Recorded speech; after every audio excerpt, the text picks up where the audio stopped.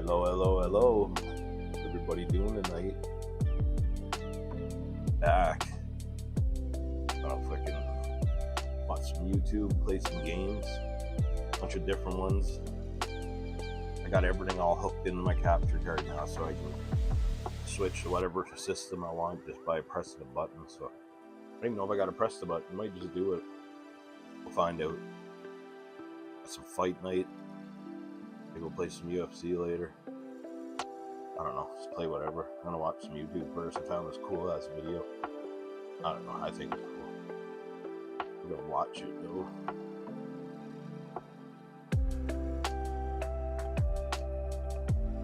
Get down, come hang out, come chat it up. Let's do this. It's been a while.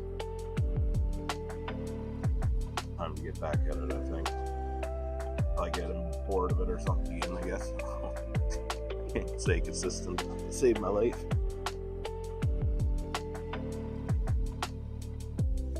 I messed myself up too while I was away. I'll tell you about that later.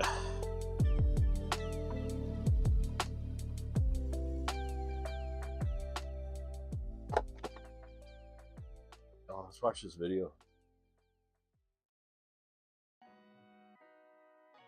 Get it going.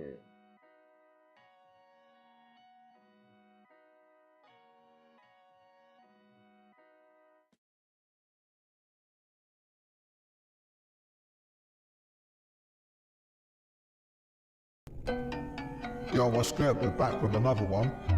Another one. Fuck out of it.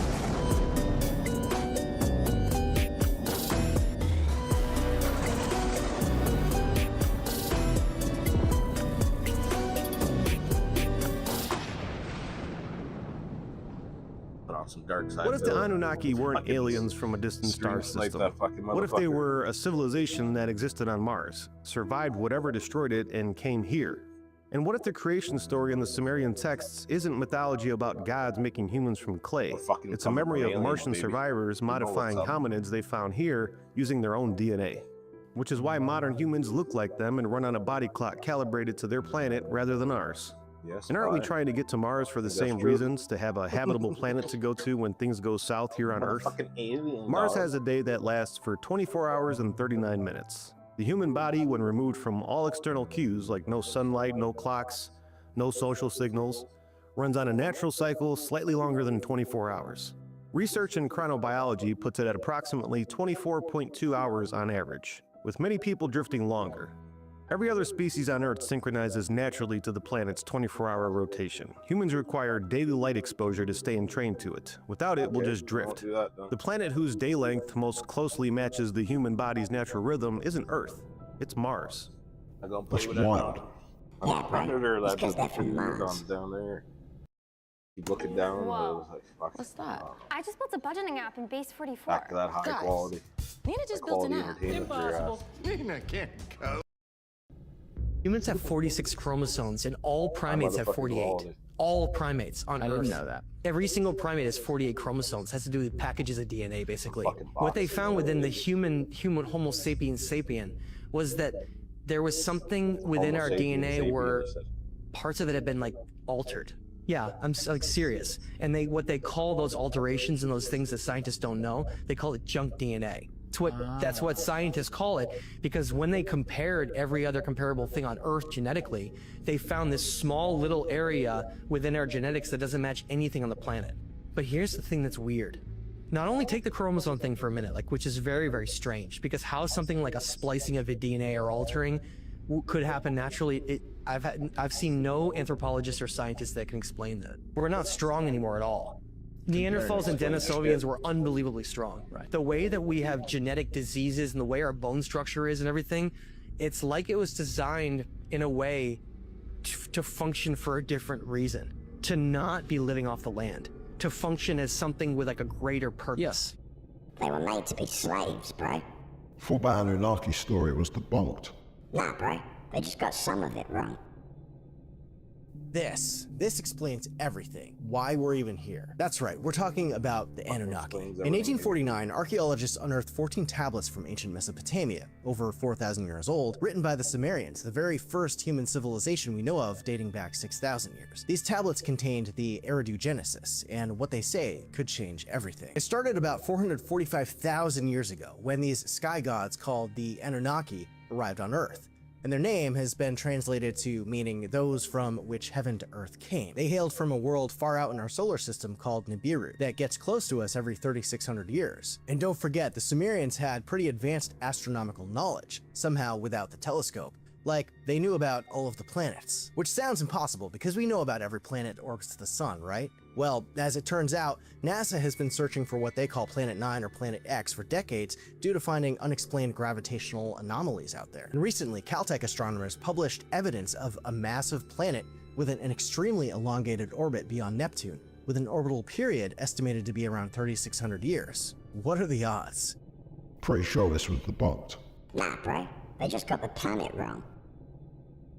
Work of Zecharia Sitchin, who was one of the guys who translated the ancient Sumerian texts, and he believed that the human race is a product of accelerated evolution. Zecharia Sitchin was a popular author of books on ancient Near Eastern civilization and extraterrestrials. In his book, The 12th Planet, Sitchin claims that a race of extraterrestrials called the Anunnaki came here in the ancient past from a planet called Nibiru and seeded human life on Earth. He asserted that the core was derived from his own translations of Sumerian cuneiform tablets. But there is no evidence that Sitchin actually could read the ancient Mesopotamian texts he said his theories were based on. You yourself can verify his claims by going to the online cuneiform digital library and looking up the word Anunnaki. What you'll discover is that Sitchin's thesis can't actually be drawn from the data. There isn't a single Mesopotamian tablet that has the Anunnaki on Nibiru. Nibiru is only ever described as being the planet Jupiter, Mercury, or simply a distant star. I told you, bro. They're from Mars. That would explain a lot. The standard reading of the Anunnaki story comes primarily from Zecharia Sitchin. Gods from a planet called Nibiru with a 3,600-year orbit who came to Earth, mined gold, created humans as a workforce, and eventually left.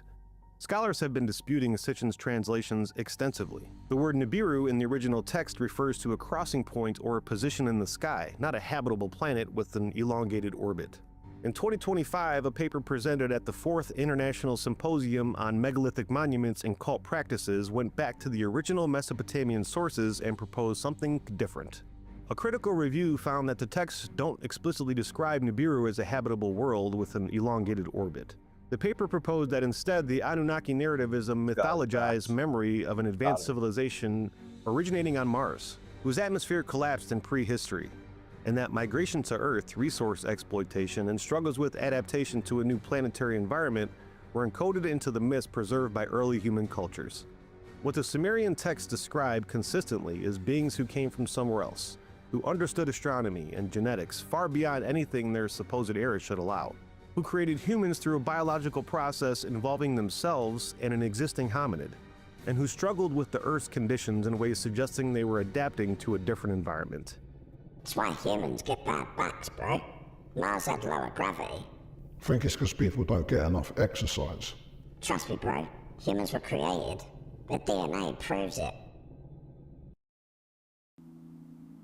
I almost bought a new MacBook Created last us, week. baby. Then I actually saw the price. Yeah, The texts describe Enki, the being credited with creating humans, as living beneath the earth in a place called Abzu. Underground, not in the sky.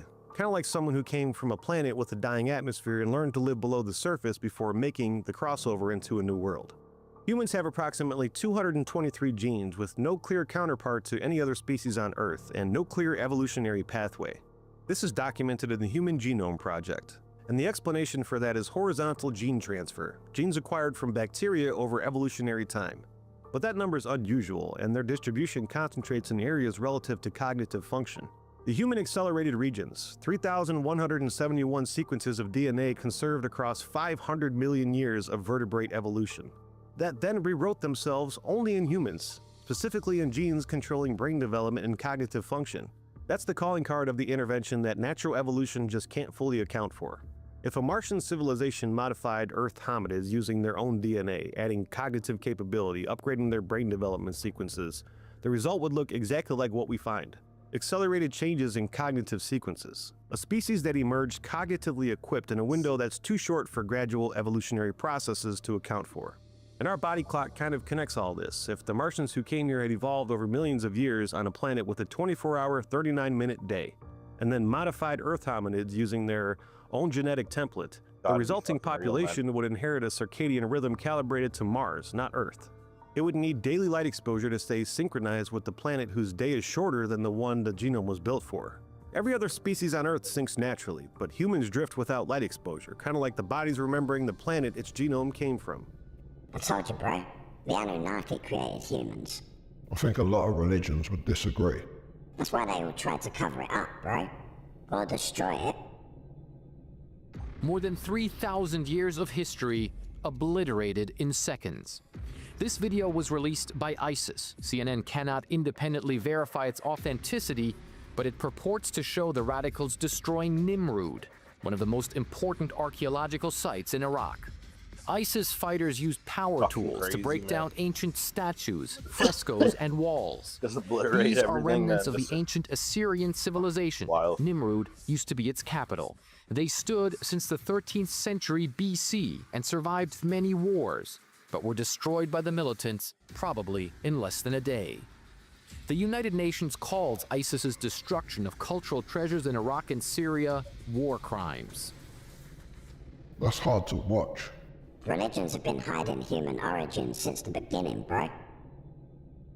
So why come to Earth? Well, the Anunnaki apparently needed water and gold to fix their atmosphere, which is interesting because we use gold today in spacecraft for radiation shielding because it's incredibly effective. Now, according to the story, the Anunnaki originally brought their own workers called the Ajiji. They were brought in to mine gold in the Persian Gulf in Africa, but they revolted after about 250,000 years of brutal labor and were crushed. Afterwards, an Anunnaki leader named Enki created a slave race of workers by combining the Anunnaki DNA with Homo erectus around 250,000 years ago. They called this species Adamu, which in Hebrew, Adam means man.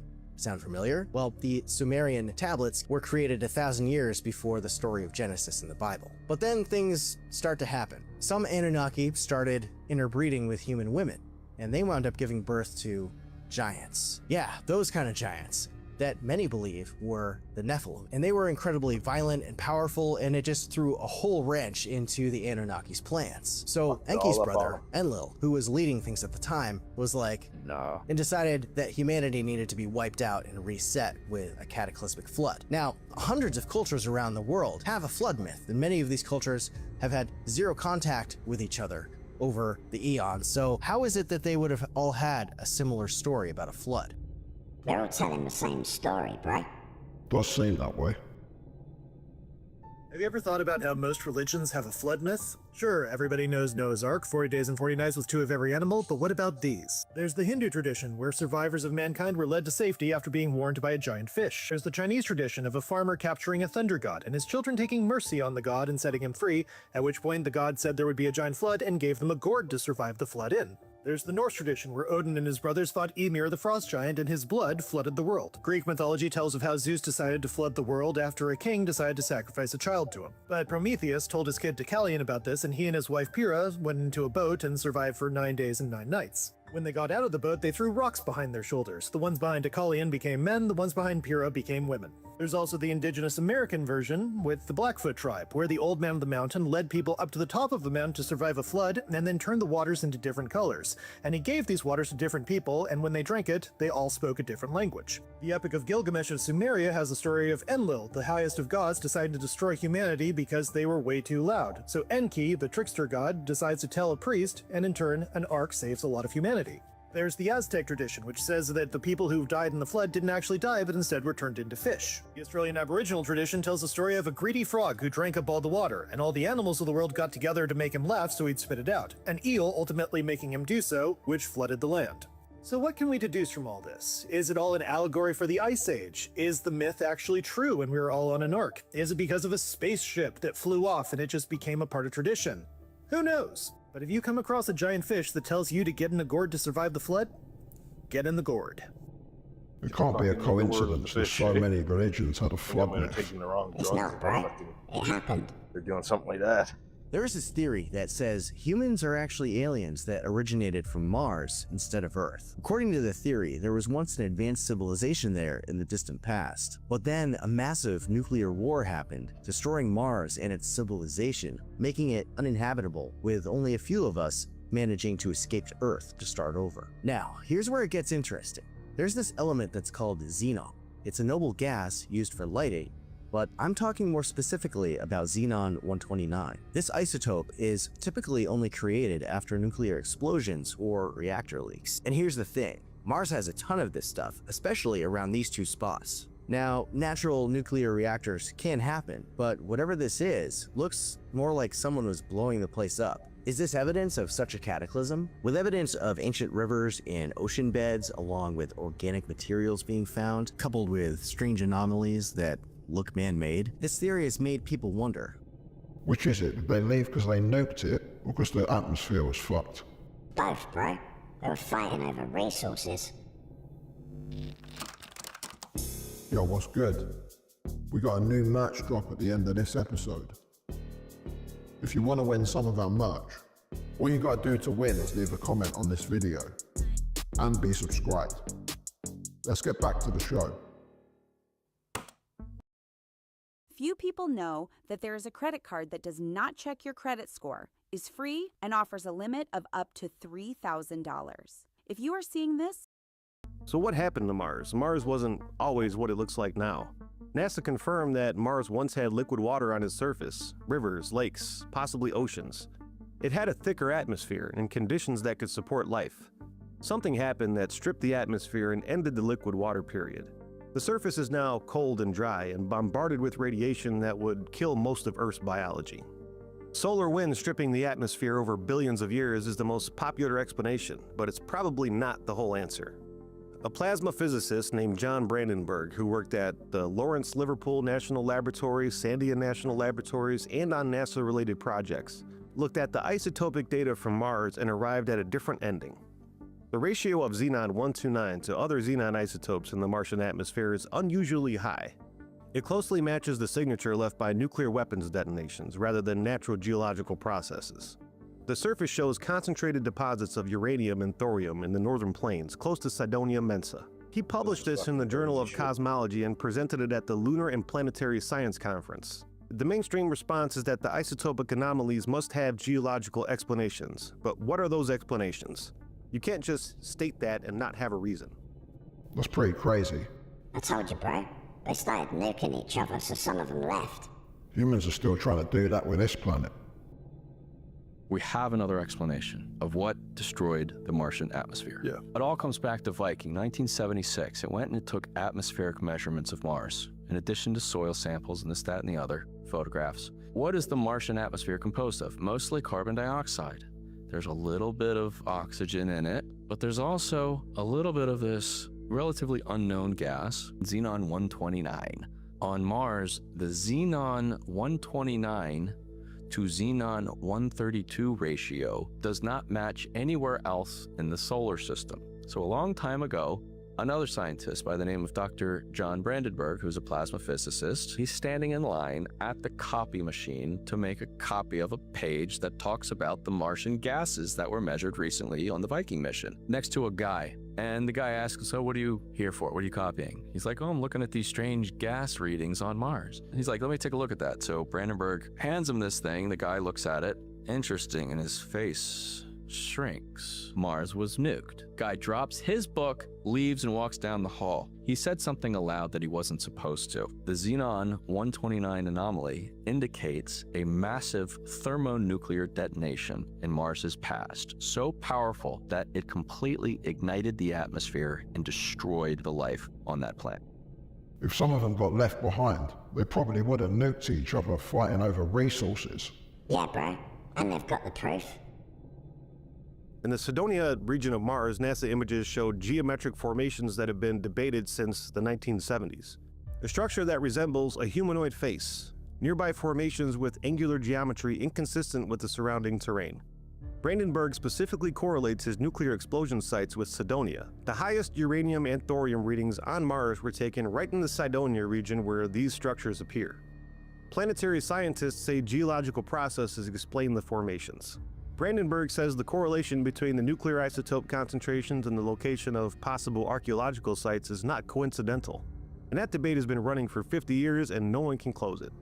What we know is that Mars had water, it had organic chemistry, it had the conditions for life, and it has regions with both isotopic nuclear anomalies and geometric surface formations that researchers have been arguing about for half a century. But if a civilization existed on Mars before whatever happened, they would have had warning.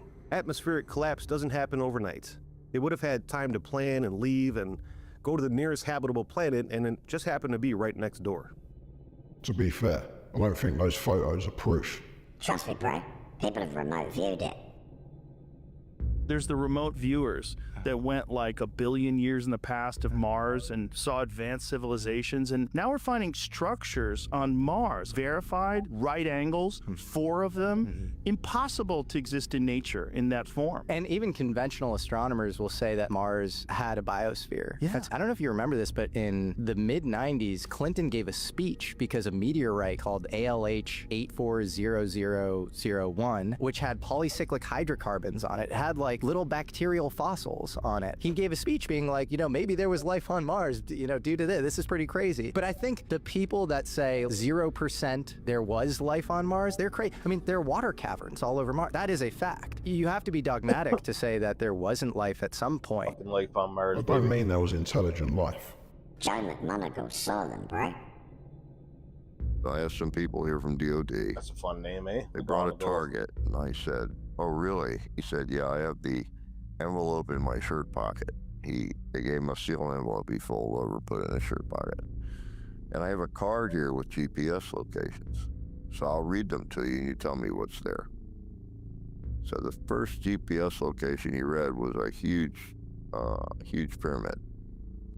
And I said, right away I said, this must be a new discovery because it's huge. It's way bigger than the one at Giza. And it's got monster rooms inside, which is not making any sense to me at all.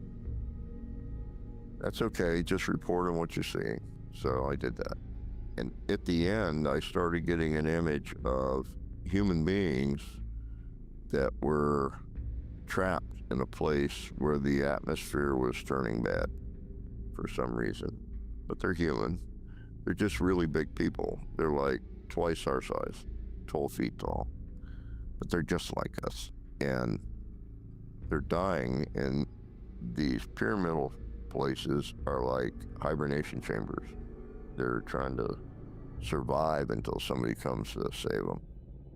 I don't think a remote view is a good example of proof. You got the locations exactly right, bro. I said, the next time I'm at JPL, Jet Propulsion Lab in California, I'm going to find out whether they have negatives of these locations and get them. I went to JPL and they have a big counter where you go in and buy pictures of space. So I went up to the counter and the guy said, "How can I help you?" And I said, "I have this card here," and I handed it to him. And he looked at it. I said, "I'd like to see the 4x4 negatives for those locations on that card." And he went, "Oh, this is the old city on Mars." He turned around, pulled a drawer open, and gave me a packet, had all the negatives inside. So they're in my book, Mind Trek. Wow. Yeah. So what do the negatives show? It shows exactly what I described. It shows pyramids? It shows a big pyramid. It shows an old fort. It shows a wall that's on collapsed. Mars. And yeah. I'm pretty sure these photos have been debunked. Yeah, by NASA, bro. They lie about everything. They lie about it all. You know what they do? Fuck government. Fuck. Need to run Windows on your Mac? Parallels Desktop makes it simple to integrate Windows apps into your Mac OS. NASA released the early photographs that it looked like a face on Mars, it looked like a pyramid, and then they released new higher resolution photographs which seemed to debunk the whole thing, right? No, actually it doesn't look like a face and it's not really this. I have no proof of this, okay? I personally think that the images from the first mission of the surface of Mars we're correct, we're accurate, and that NASA released those second higher resolution images to sort of quell the firestorm that had erupted. I am extremely persuaded that there are ruins that dwarf anything on planet Earth. Ruins of an ancient civilization on the planet Mars, specifically in the region of Cydonia. And what's so fascinating about this is that the ancients believed that the gods descended from Mars and from this other planet that was destroyed. It's sort of, and this is, again, sounds very complex, it is, and Flynn lays it out. I mean, you read Cydonia, and it's like, to me, there's no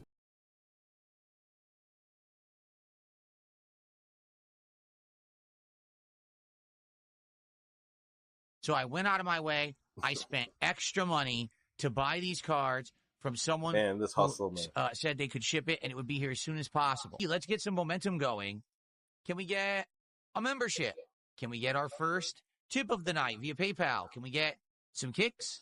And can we get our first sub of the night? Give me some money. That would be great. To get a little bit, spread it around, get the momentum going. I'm giving you one for free because we're doing TCG, but we do need to have 2 or more to do the show. I'm never going to do a video with just 1, okay? If we don't get that, then we're not going to, okay? So it's up to you guys. Get us to that $100 milestone. It is what it is. If you do support, thank you. If we hit a milestone, great. I want to do a DSP pack rips tonight. I mean, I ran... Fucking scam, man.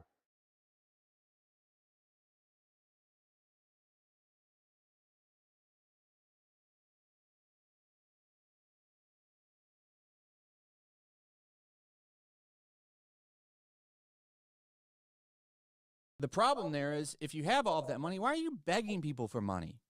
Why does your audience need to pay for it? Because that's filming. They have to fuck off. If AAA game studios would make better games again, this channel would actually get a big boost because people like seeing DSP play the big AAA games. People love that shit. There haven't been any.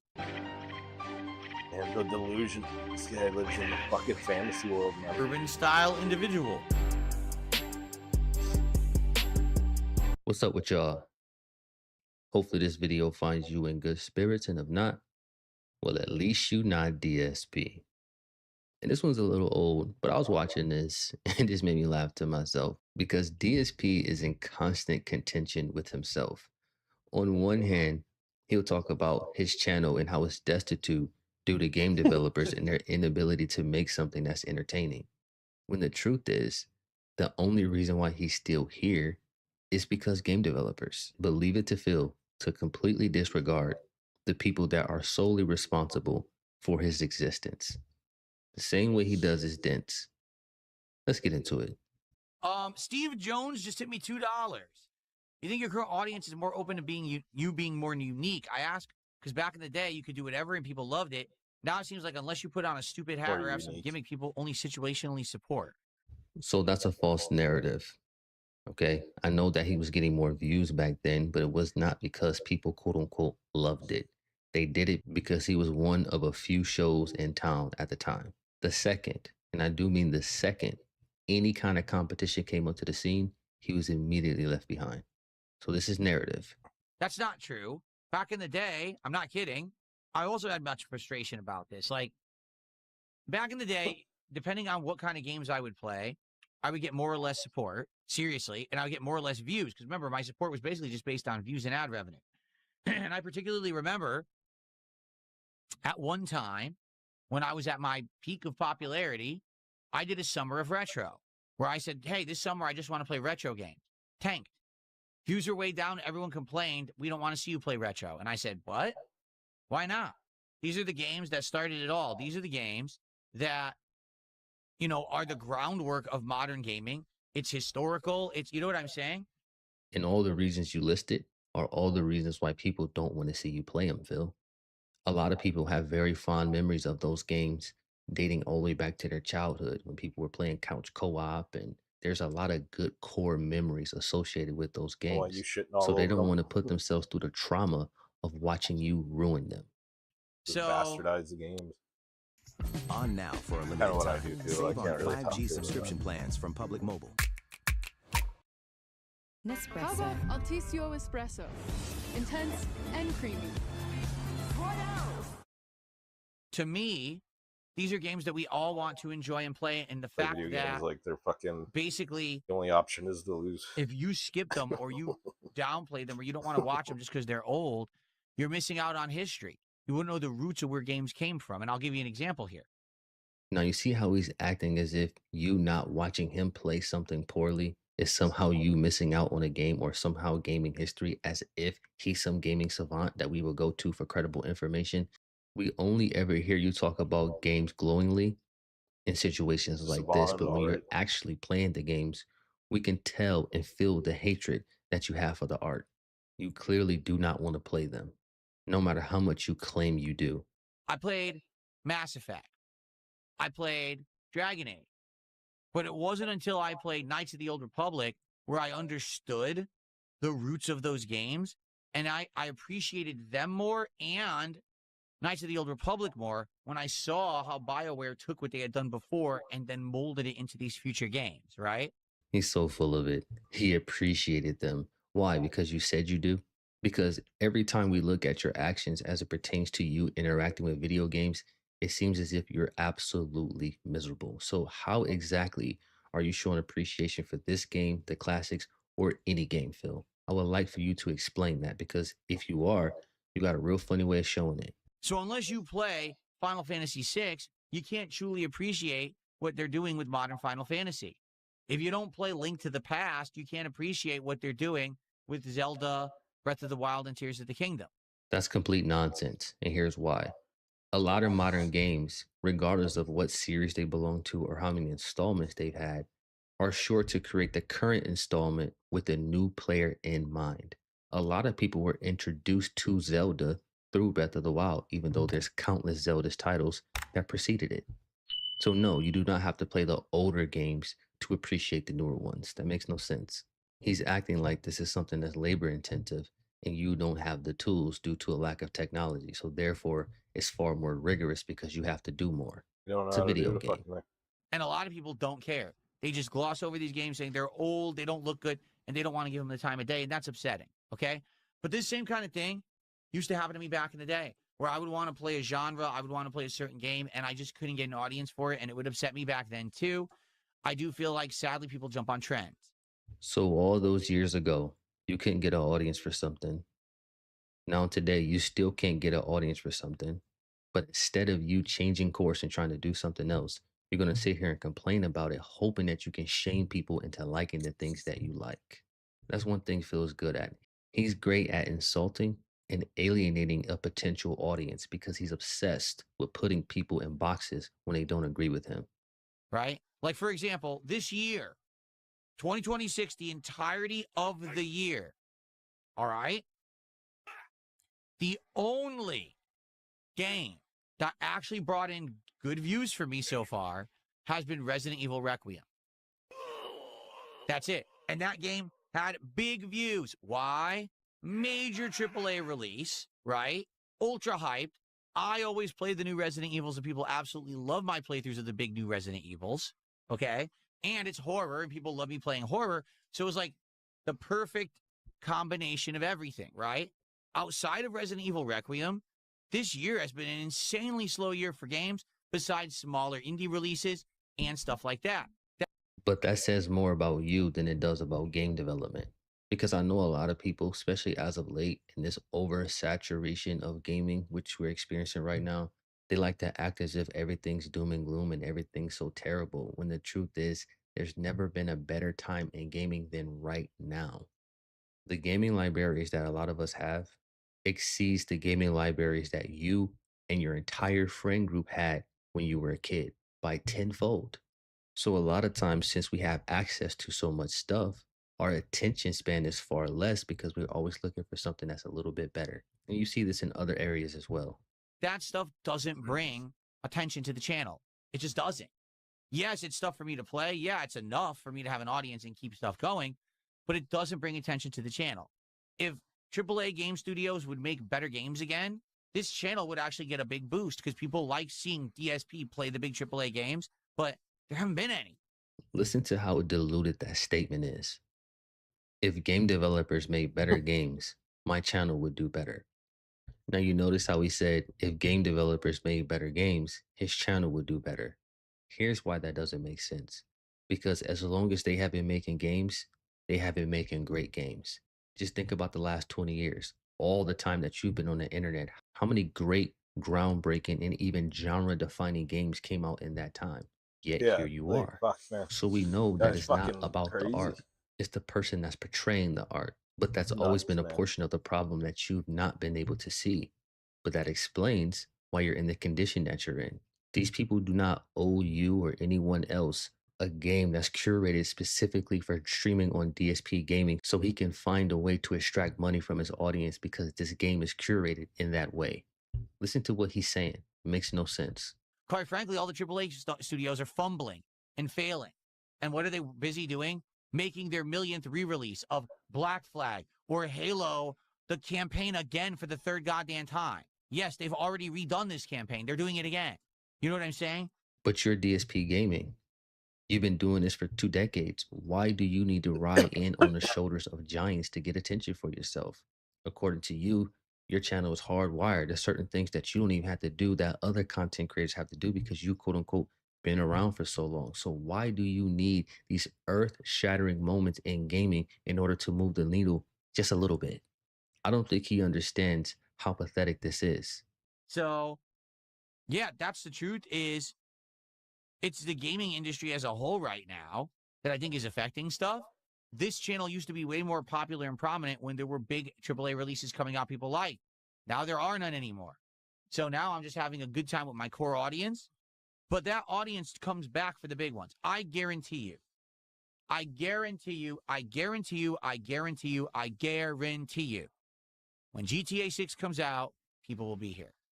Look at his face. He's so smug. He said that like he's some Hope they don't prophet. He ruin it. just revealed something to us that nobody else knew. I got news for you, Phil. Grand Theft Auto 6 is going to be the biggest thing in media. It's going to transcend gaming, and I would not be surprised if it makes it on Good Morning America. With that said, the internet at large is going to get a boost.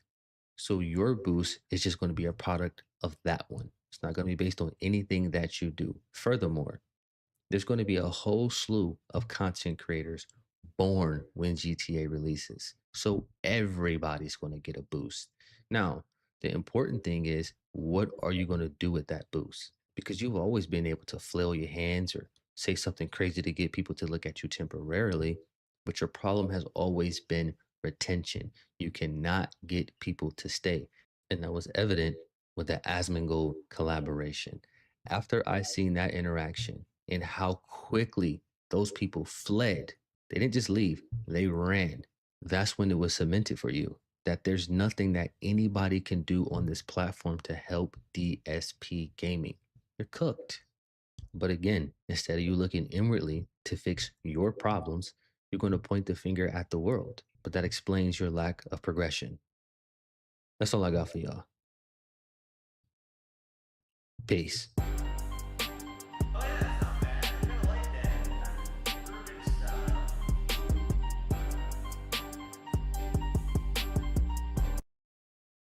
Can't live like this. Way ahead of you. Definitely our color.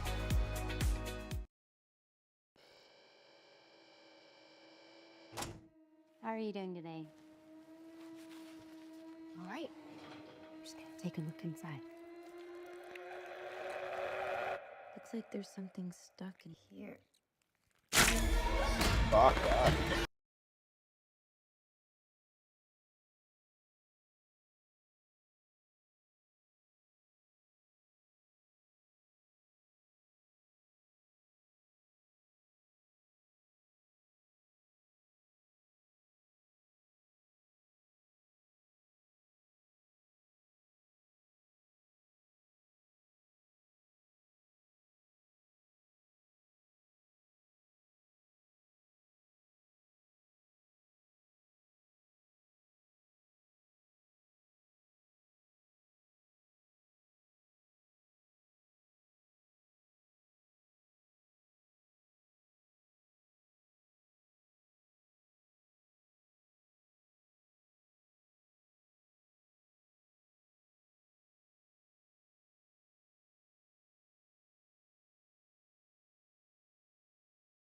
Fuck, this is a freaky As looking you guys fucking know, guy, I'm dude, very, man.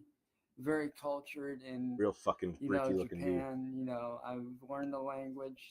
I also own you, antimatter Morty. It's all you, anti-matter.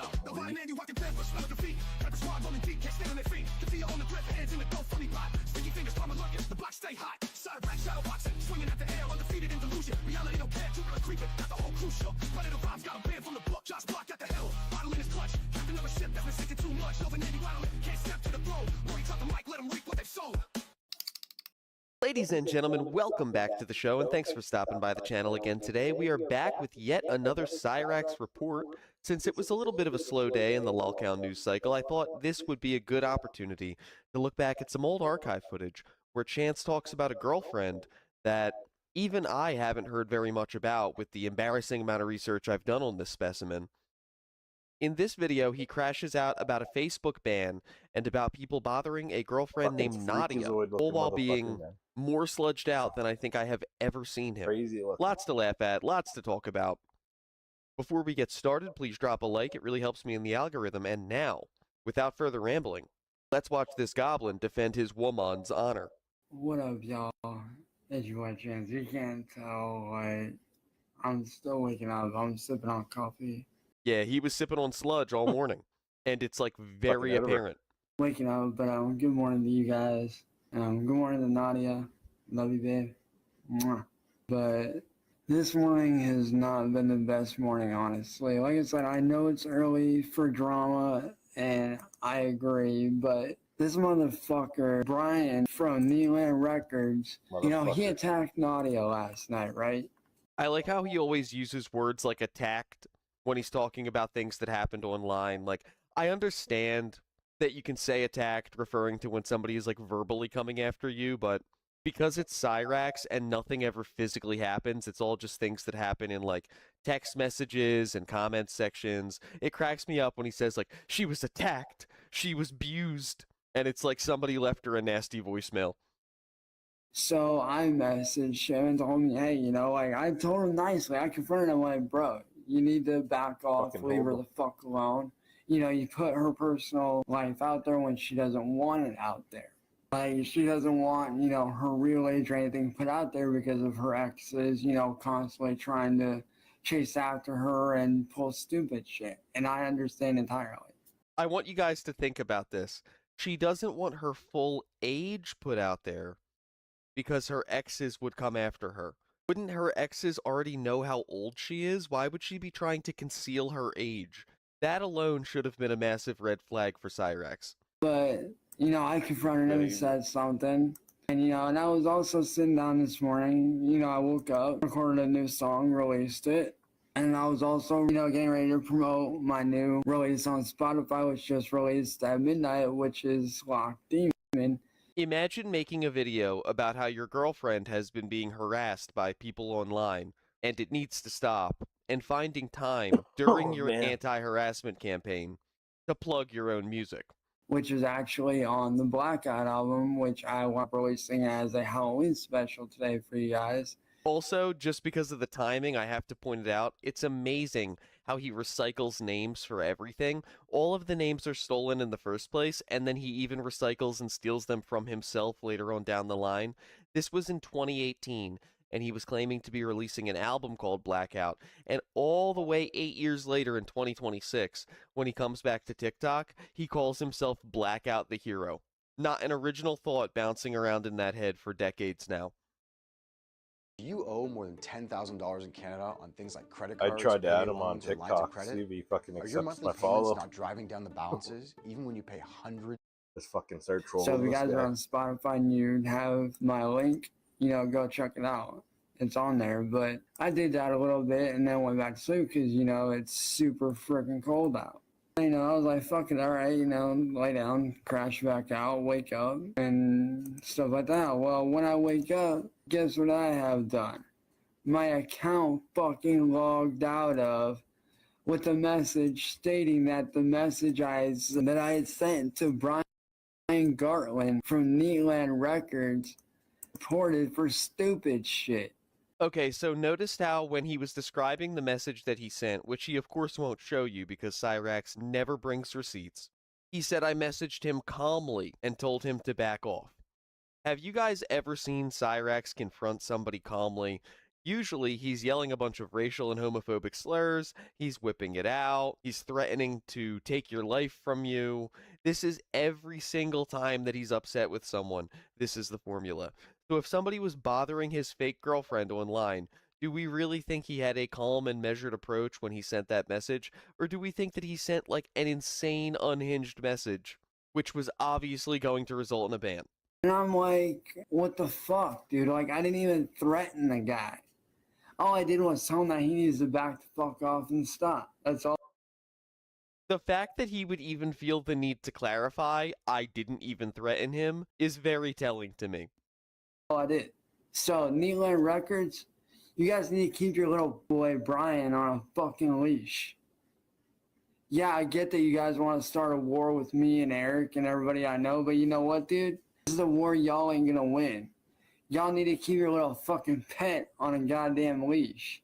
Cyrax is calling other people a pet. Meanwhile, when the police show up to the house to ask Sally questions about the 113 phone calls in 1 year, she locks him inside behind the screen door, and he yaps like a small chihuahua while she tries to communicate with the cops. Because of your fucking little boy, my career almost got ended within 3 seconds flat because he decided to be a little punk and report my fucking message instead of handling it like a fucking man. What kind of career relies on you having a Facebook account? I can't think of a single job that I've ever had. I can't think of a single job any of my friends or anybody in my family have ever had that if they got a temporary Facebook ban, they wouldn't be able to function. Like, dude, Brian, instead of reporting my shit like a fucking coward, why didn't you just handle it and just let things be the way they were, dude? You know, Nadia ignored your ass for a fucking reason. It's because of how you fucking act. And not the way that you've been acting. And what I don't get is how I ignored you when I don't even fucking know you. I mean, I know of you, I've heard your stuff, but I don't fucking talk to you or know you like that. So for you to report my message that I sent to you, telling you to leave Nadia the fuck alone, like, where the fuck do you get off thinking you have the right to fucking report my shit? He could make this all so easy for himself if he just didn't send messages that were in violation of TOS, if he didn't put up live streams and leave up live streams that were blatantly in violation of TOS. It wouldn't matter if a couple of people reported him because he would be abiding by the rules, so they would do a check and then they wouldn't ban him. But he gives everyone the power to get him banned all the time because he breaks all of the rules. Look how quickly his newest TikTok got taken down. Even Tofiachu is smart enough most of the time to understand that you can't say certain words on TikTok, so she'll say pew pew, which obviously is corny as hell, but if you want to be on the platform, you have to find ways to circumvent language rules that they're creating. There's a reason that I always say firearm. There's a reason that I say with the stylus, Cyrax was threatening to harm himself instead of the other word. If you want to be allowed on a platform, you have to abide by that platform's rules. Cyrax goes on Facebook and threatens people, and he goes on TikTok and he talks about people hurting themselves. He waves around a firearm and threatens people, and then he wonders why it is that his accounts keep getting taken down, like it's not rocket science. Like, do you not realize that because of you and your little friends over at fucking Neatland Records, I almost got my career ended in my account ban? I also don't know why he thinks his ops would feel bad for him when something bad happens to him. Yeah, even if you did have a career, if the people who hate you ruined your career, they wouldn't feel bad about that. They would think that's funny. That's why they're your ops and not your friends. Right? What up? What up, Maryland? But yo, Neatland Records, keep your little fucking dog on a goddamn leash. I don't want a fucking war started. Eric don't want a war started. Nadia don't want a war started. We don't want to fucking fight y'all. So stop acting like you're better than everybody. Because you're not better than everybody. You're just another fucking record label trying to make it. And I respect that. Y'all are doing your thing, and that's part of your grind. I ain't gonna fucking knock you for that. But when And one of your little comes attacking the people closest to me and then try to fucking have my account banned, dude, we got fucking issues, bro. Yeah, you can come after a guy's girlfriend on Facebook, that's one thing, but you never go after his Facebook account. That's where he draws the line. It's cool. No, you're completely right, Marilyn. Like, these dudes need to keep their on a fucking leash. Like, dude, my shit almost got banned because of this Brian dude. Like, all I did was send you a message telling you that you need to back the fuck off and leave Nadia alone. Instead of handling it like a man, letting things go, you decided to be a fucking coward and report my ass. So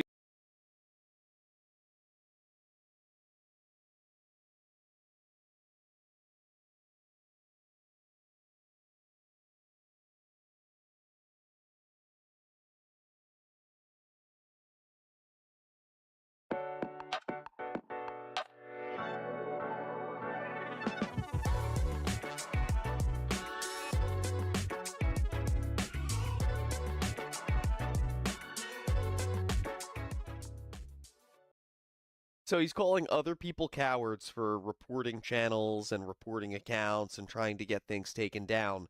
Meanwhile, this is the guy who was literally willing to whip it out and show it to thousands of people while it was deformed and infected, just because he was so angry and spiteful that he wanted to get their accounts taken down.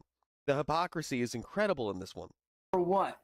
I didn't even threaten you or anything, bro. So where the fuck do you get off reporting me?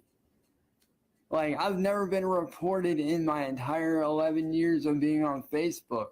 Well, actually 12, but close enough.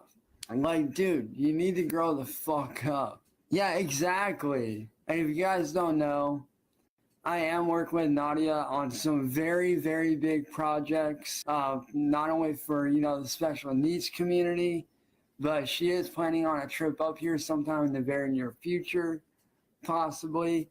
And, we're definitely going to sit down and try to possibly even work on a film together. It's amazing that every time he has a fake girlfriend, she's always planning a trip up. Notice how he's never planning a trip to go see them. They always have to plan a trip to come visit him in the attic.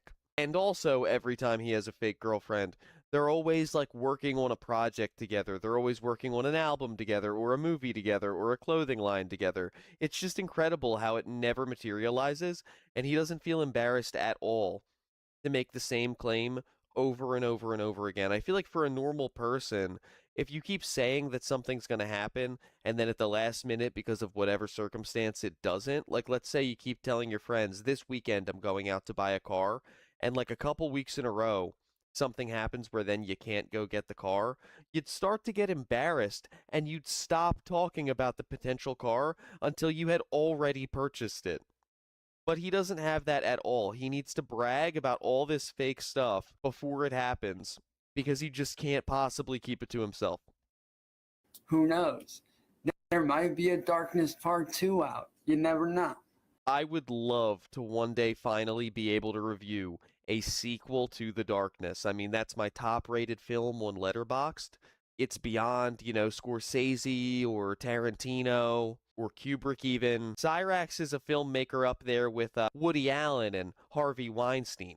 We are working on some real big things, big projects in the works. I'm definitely super excited and very lucky to, to have someone like her, in my life. I'm very happy to even be able to, have somebody that sees my vision and is, making it bigger than, what it was planned to be. She's really taking it out there and really blowing it up. So thank you, Nadia. Fucking love you, kid. You fucking rock.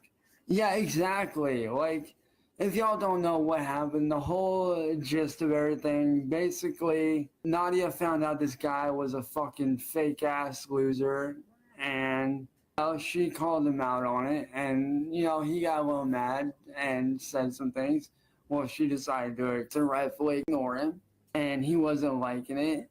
And so, to get revenge, he, knowing why she's doing what she's doing, he decided to put her public info out there for everyone to see. I love how vague he is intentionally when he knows that he's wrong.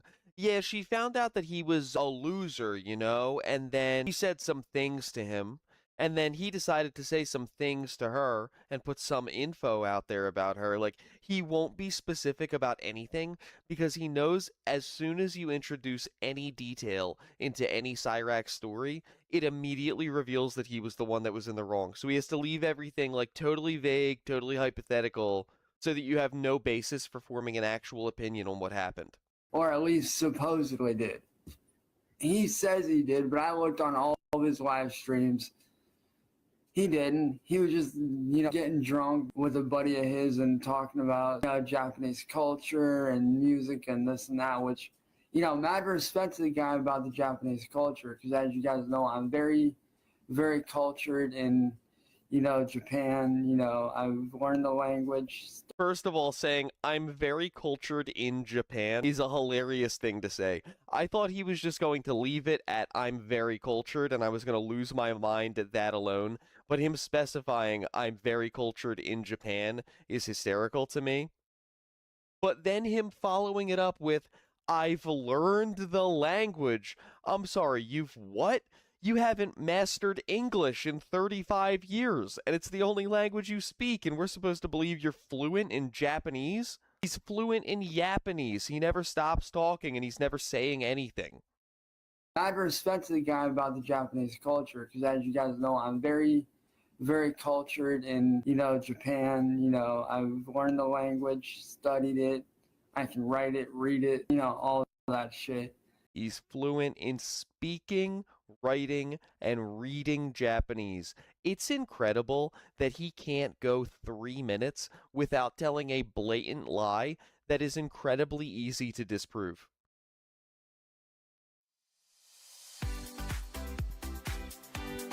Check out this week's offers at Walmart. Shop everyday low prices in-store and on the Walmart app today.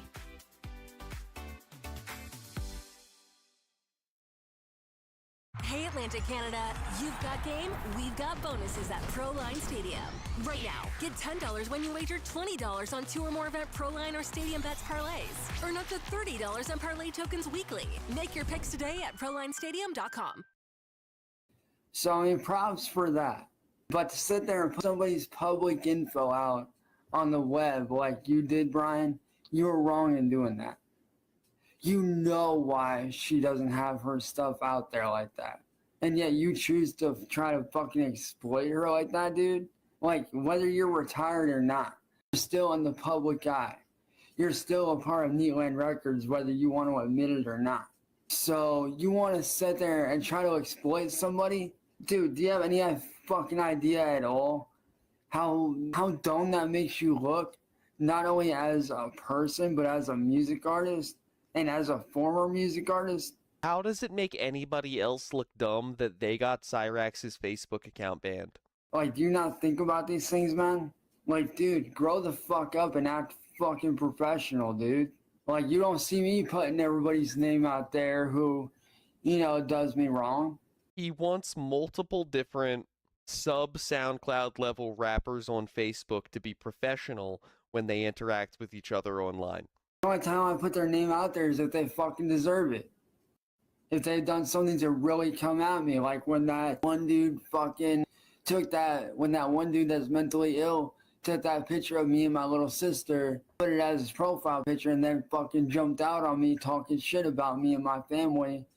Cyrax, once again, you don't have a little sister, you don't have a little brother, you only have sister aunts and uncle dads and grandma moms. Directly. He directly attacked me, but he directly attacked my family. Therefore, I had every fucking reason to attack him back because he did something that was crossing a major fucking line. He attacked my family. Nadia, however, did not attack you or your family. Therefore, you had no fucking right putting her information out there like that, man. Like, do you have any idea how fucked up that is? Like, not only did reporting your shit, not only did you almost cost me my fucking Facebook that I've been working on for 12 years to build a fan base off of, but you almost cost me my career entirely. I almost lost everything because of you. Because anybody that knows knows that everything I have, everything from my artwork, you know, my private pictures that I'll never be able to replace, all that stuff is on this account. So thanks to you being a little fucking coward ass, I almost lost all that. And that would have not been okay with me. I would have been fucking livid and I would have come after your ass. You're lucky I was able to get back in after a fucking warning. Yeah, it took me 10 minutes to get back in, but at least I'm back in. Oh, I'll send you the fucking, as a matter of fact, what I'll do, yo, Marilyn, if you can text me on my Google Voice number, which I sent you a while back, if you can text that, or if you want me to text you off there, I'll send you the screenshots of this guy, of this conversation between me and him. I have no problem with that. But, you know. Once again, I'm just going to point out, Cyrax has never brought receipts anywhere ever. He's the lolcal equivalent of a 50-year-old white woman trying to make a return to Claire's without the receipt or the credit card or bank transaction or any helpful information at all to verify the purchase. So every time that somebody says they'd like to see receipts and he goes, oh yeah, totally, I got you, send me a message and I'll send it to you privately, he will never, ever, ever do that. Like, you almost cost me my career. Like, dude, I put 12 fucking years into this shit. And not only into my music career either. I put a lot into my fucking gaming career. Because as a lot of you guys are very well aware, you know, I do, you know, professional racing style gaming. And when I'm not, yo, Ben, what's good, dude? But as y'all know, when I'm not recording, I'm usually either, you know, kicking it with my friends or, you know, watching movies on, you know, TV or on YouTube or whatever. Which, speaking of which, if you guys have not seen Skyscraper, do it. Check it out. Damn good movie. I fucking love that shit. For anybody who's wondering, Skyscraper is a Hollywood slop ripoff of Die Hard starring The Rock. The last thing I would ever call it is a damn good movie. It's got a 2.3 stars on Letterboxd and a 48% on Rotten Tomatoes. So, once again, Chance is showing off his refined taste here. But, as you guys know, next Thursday, I actually will be taking my career from being an amateur-style racing and, you know, again, an amateur racing-style gamer to the professional level with, you know, Forza Motorsport 7, Forza Horizon 4, Forza Horizon 3. I might get Mortal Kombat X if I can, but, you know, I will be going from that amateur level to that pro level that I've been trying to do the entire time. So I'm super excited about that. So if you guys do have an Xbox One, drop your gamer tags in the comments, and as soon as I get as soon as the Xbox One gets here by next Thursday and it gets all hooked up and everything, I will be adding you guys onto there. For those of you that want me to add you, I will be doing that. So, you know, I'm definitely super excited to finally take my skills from the amateur level that I've been racing on for fucking years now to the actual professional level. I'm going to switch over to... as you guys know, I did compete in the Need for Speed Pro Street tournament this year. First of all, he always says that he plays racing sims like Gran Turismo and stuff like that, and Need for Speed is not a racing sim. It's just a plain old video game. It's like the difference between playing one of those flight simulators and flying a helicopter in GTA. And then also, no, you didn't. You did not ever compete professionally in any gaming tournament of any kind. At the very least, people like Wings and DSP can claim that they used to compete in some pretty serious gaming tournaments, like back in the day, but Cyrax never reached those levels of fame in the first place. To quote a very wise old uncle, he never had the makings of a varsity esports athlete. I actually did not win, but I did take top 10, so I was super cool about that. That was super dope. I didn't win the thing entirely. I did win the drift event, though, which was super cool. I won the drift event and the speed challenge events, so that was cool. I wasn't able to compete in the drag racing events, though, like I really wanted to, because my Wii remote decided to be a fucking dick and screw up, so... He wants us to take this tournament seriously. Meanwhile, he was playing on the Wii system. But even though I'm out of that competition, I'll be able to, you know, catch these other competitions, which I'm super excited for. But like I said, y'all, if you guys do have Xbox One, drop your fucking gamer tags in the description as soon as I get.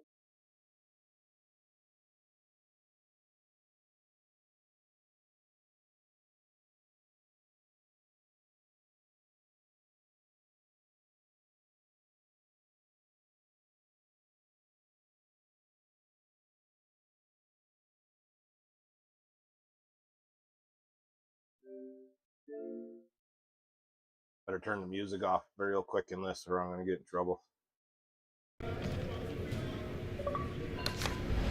Oh, dying. Ah. Fucking music turned off in this before I get fucking copyrighted. Right?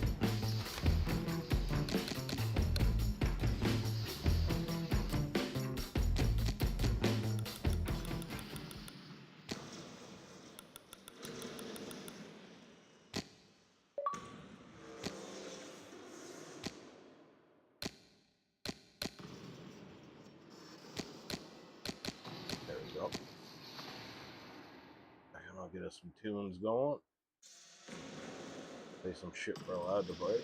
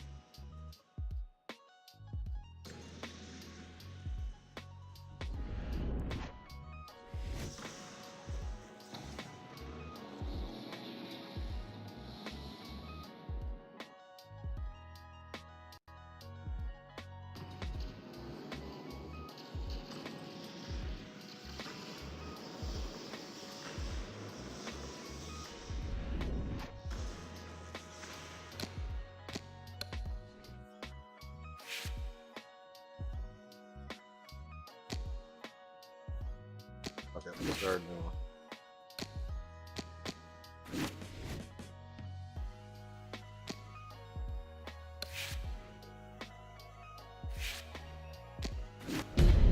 First fucking fight of the whole game anyway. It's okay. It happens. Made it so impossible to fucking. This is boxing after all. It doesn't matter that you got knocked yes, down. You're able to buy the. You can get him back in the next round. Crazy code. I couldn't get it to work. You did the right thing though. You took your time and you got back up. Your father would be proud of you.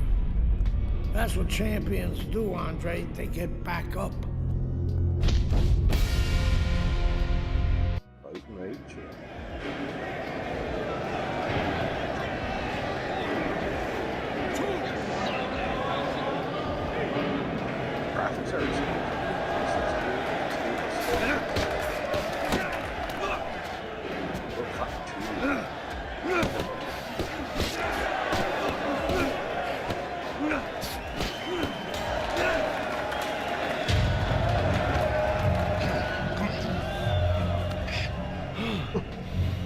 What is that?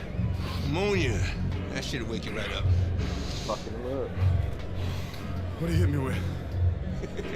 His head. This is a penitentiary, son. That rep ain't gonna do shit but count somebody out, which means you got to knock that cracker on his ass, yeah? And you got one round. Knock the fucker on his ass. Knock the fucker on his ass.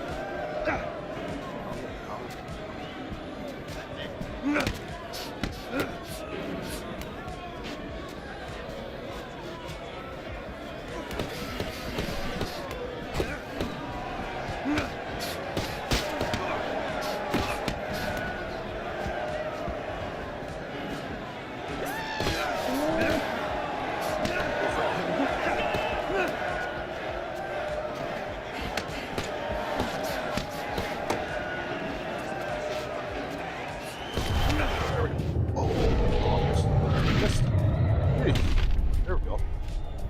Ooh, ooh, ooh. Yeah.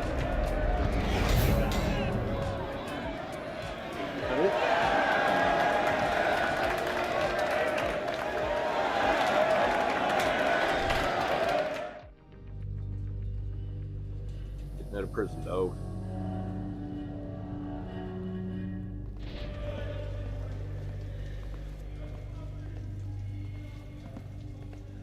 This is fucking crazy. Congratulations on your victory, boy. You look real good out there.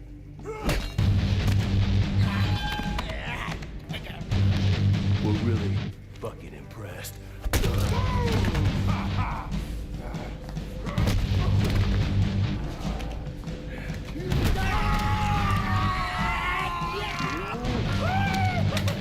Welcome to the real world, baby! Nighty night, bitch. I don't want to die in prison.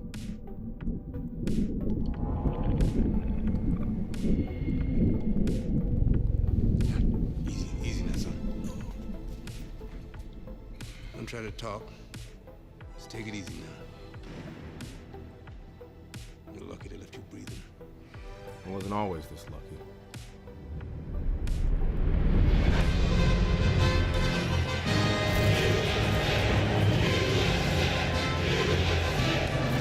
This Cuban is no amateur. He could have turned pro years ago. This story mode is so Amateur much champ cooler for than 9 anything years. that 9 years. Are you gonna let him make it 10? That's right. That's why we're here. To get the gold medal. Now go get him, kid.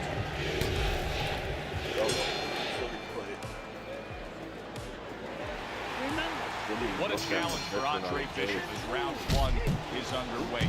Nobody over the course of the past 9 years has been able to conquer Joel Savone. The Cuban has now been a 9-time champion of these World Amateur Games. Teddy, most ringside experts feel that this is very much going to be a tactical fight. Yeah, both these guys throw punches like they're paying for them. And guess what? They're both cheapskates.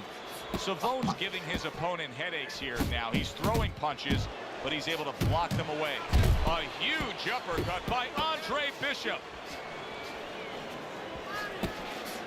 The other day when we were talking to Andre Bishop, he said to have success in this fight, I have to land combinations. He landed a good one there. Bishop's showing you that sublime skill right now with that two-punch combo. How effective of a tool can the right hook be for a southpaw when he faces an orthodox fighter? Wow, what a dangerous punch for a southpaw. And the danger zone is really there for the orthodox fighter because he's not used to seeing that punch come from that angle. Lands flush with the combination upstairs. A little head hunting with the right. Savone's left landing well. Staying away from those headshots with his defense up top. What an excellent two-punch combo by Andre Bishop. Gets rid of that. It was intended for his head. He got hit right there, but he also gave one. Solid effort by Andre Bishop. Final 10 seconds of round number one. Good work with the uppercuts. Nice job there.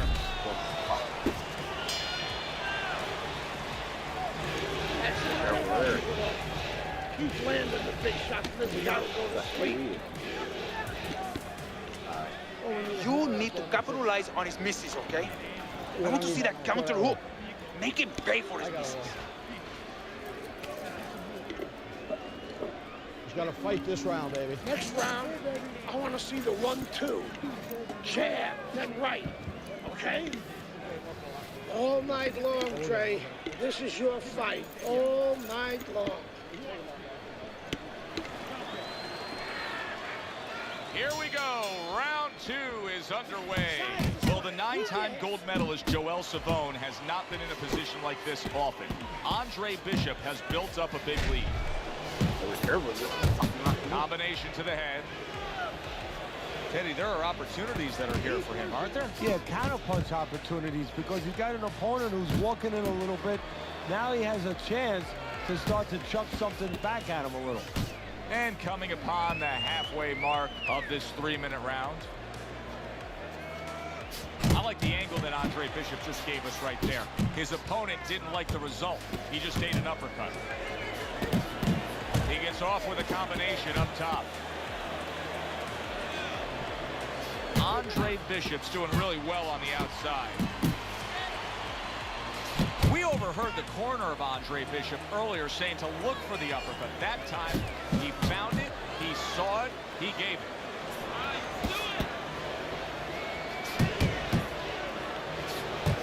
See, Andre Bishop, that training really paid off. Just back to basics with the 1-2, boom, boom. Bishop's putting forth that hard work he did in training camp there, landing a crisp combination. This is not a good sign for Andre Bishop. It appears that he's slowing at this point. Yeah, what he needs to do is start placing. Oh, that's gotta hurt. Targeting that head and landing with a bomb.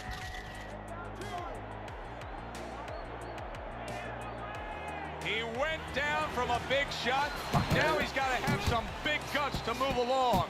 You're going to find out exactly what he's made of. Well placed, straight right hand. Nice work to the midsection with the left. Savone's defense. Is it ever good? Look at how easy he's able to block those. Let's see if Bishop can survive this. He just took, there it is! He was able to get up and continue on last time. Now he goes down again. Jeez, don't be losing already. So Bishop gets up and beats the count, but now comes the critical time. Now he has to do two things. One, he has to survive, kill a little bit of time, and understand why he got put down in the first place so he don't make the same mistake. I really like what Andre Bishop is doing here. He's scoring well against the veteran Savone. Lands flush with the 2-punch combo by Andre Bishop.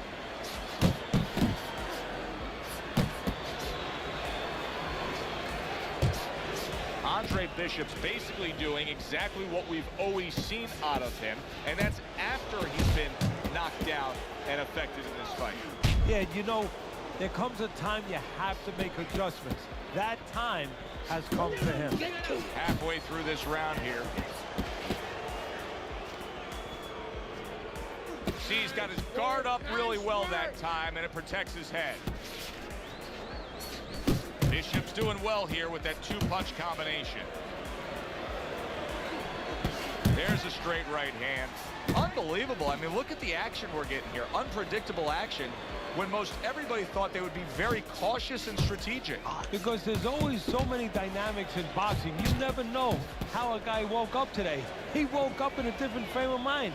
This guy looks like he got into a fight with his wife before he came to the arena. Bishop's doing what every trainer wants to see their fighter do.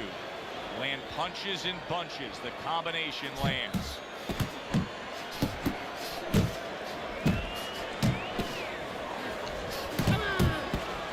And now we got a fight. He fires back a right hand of his own.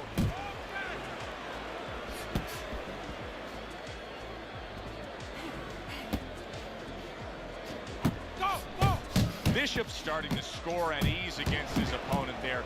Anytime you can land a 3-punch combination, you're really hitting your groove. Get off. Nobody trying to And do that shit up here. of the talk. What a great job. He gave one right back in return. Nice work by Andre Bishop. Scored well with that straight left. Real quick. You watch this kind of an effort tonight by Andre Bishop, and you completely understand why his trainer, Gus Carisi, says the things he says about him. Yeah, and you understand why he thinks he will be a star. Not just a champion, but a guy who will draw crowds. And I'm not surprised, or at least I wouldn't be surprised if he's not in the corner right now telling him, go out there and close the show. Final round for Andre Bishop in a fight that's really been a walk through the park with how supremely skilled he is. There were so many doubters of Andre Bishop coming into this fight, but right now he's silencing them as he is leading the way against Joel Savone. Oh, good exchange there. This is just beautiful to watch. Watch how he just links one to the next, Teddy. A beautiful sequence, almost like musical notes being played. Well, exactly. It's a nice tune because it just follows. One, as you said, follows the other. Nice and smooth.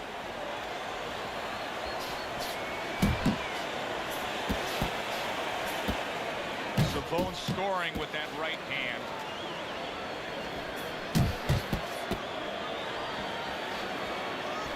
He scores with the left. Time to bring it home. Final minute of the final round. Andre Bishop's combination punching here is showing you what good boxing is all about. 3 punches thrown, 3 punches landed.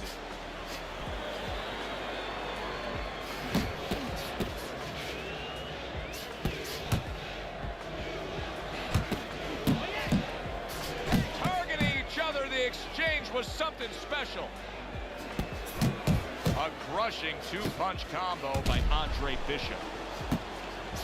Very nice work to the head. The right hand landed.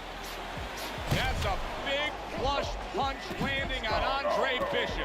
This is not the first time that Andre Bishop has been brought to this neighborhood. He has been shaken before. He will know what to do. Joel Savone's done a good job there, offensively scoring with that left hand. He really digs in when he decides to throw that uppercut. Good job. A consistently strong performance tonight. You don't have to be a calculus major to score this one. Just put those 10 nines together. And our ring announcer is standing by with the official decision.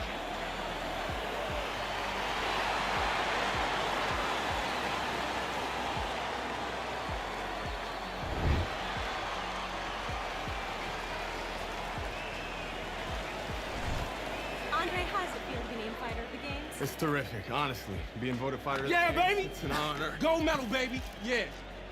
This is my baby brother, baby brother Ray. Hey, big baby Bishop. I'm a fighter too, and one day I'm gonna be right where he is now. Like I was saying, it's a lot of talented boxers out here, and it's an honor just being. Hey, Bishop brothers are in the house. Big baby Bishop. What? It was a fabulous tournament. Truly exciting to watch. But even more exciting, McQueen Promotions is pleased to announce that we've just added Isaac Frost to our roster of boxing talent. Isaac, are you disappointed that Andre Bishop won Fighter of the Games? Disappointed. I'm the heavyweight gold medalist. No one went the distance with me. Nobody here could ever go the distance with me. I am the best fighter at these games. Period. Andre Bishop is a talented middleweight, but I think Isaac makes a good point. Regardless, both these young men could have very bright futures in professional boxing.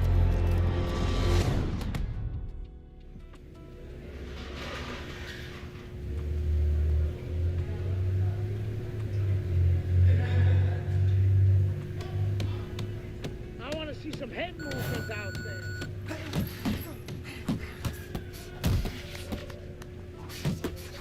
Great work.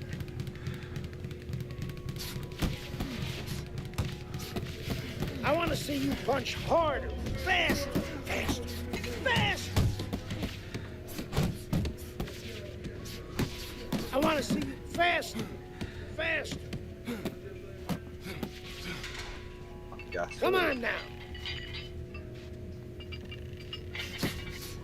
Keep those elbows in. Faster, faster. Knock him out. Come on. There we go.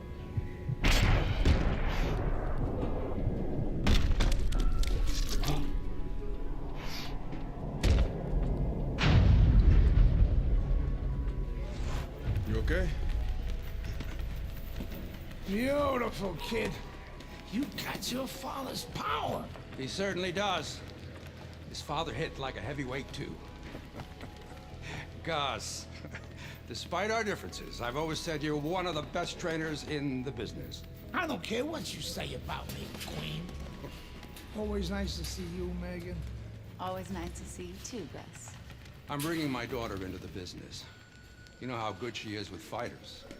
I want her to manage Andre. You're a great trainer. Why not concentrate on what you do best and let Megan and I concentrate on Andre's career?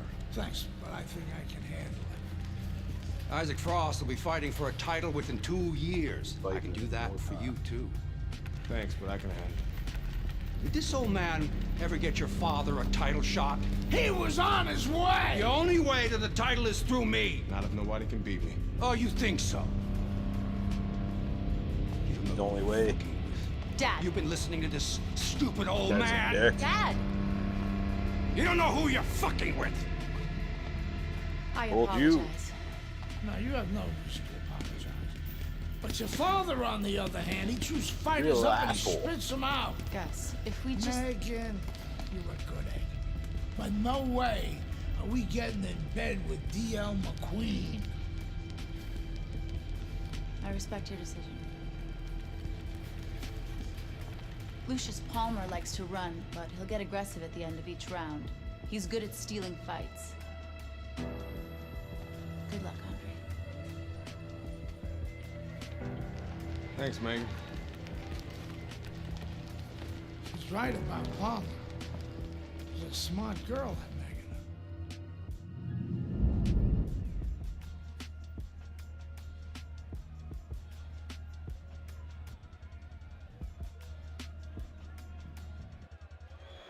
Welcome, everybody. I'm Joe Tessitore, ringside with Teddy Atlas. We have a big night of boxing ahead. Whoa, Plus, look at those fucking so kids. many are looking forward to our undercard.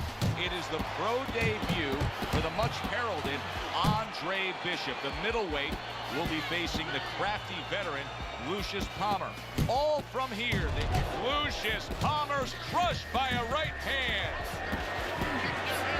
Oh, he's hurt right there. He is hurt. You know, he's a and yet another big shot comes in. Oh, an explosive headshot there. He is down.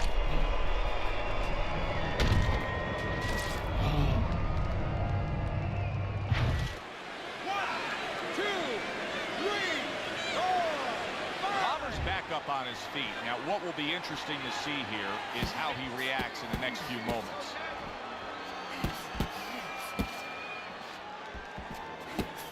Nice block by Palmer. Good work. That's a good job by Bishop offensively. Landing his combinations is a key to victory tonight. Keep your distance. When we get matchups like this, guys that just won't quit, they'll be there every step of the way like Gaddy Ward. Sometimes there comes a point where one fighter thinks he's got himself an advantage. He's done something great. But then the other fighter doesn't go away. How does that play out in the minds of each fighter? Usually it doesn't affect the kind of guys you just mentioned, Gaddy and Ward. They're made how to cement these guys. They're already set in their ways. They know what they have to do. They're not going to get thrown off just because somebody's still there. A headshot blocked. That's great stuff. He fires one right back after taking one. Gotta love the work by Palmer. Bishop's so dangerous with that accuracy. A two-punch combination landing. And a flush hook lands by Andre Bishop. Commits to the straight right. Did you see that? Once again, he goes down. Can he survive this?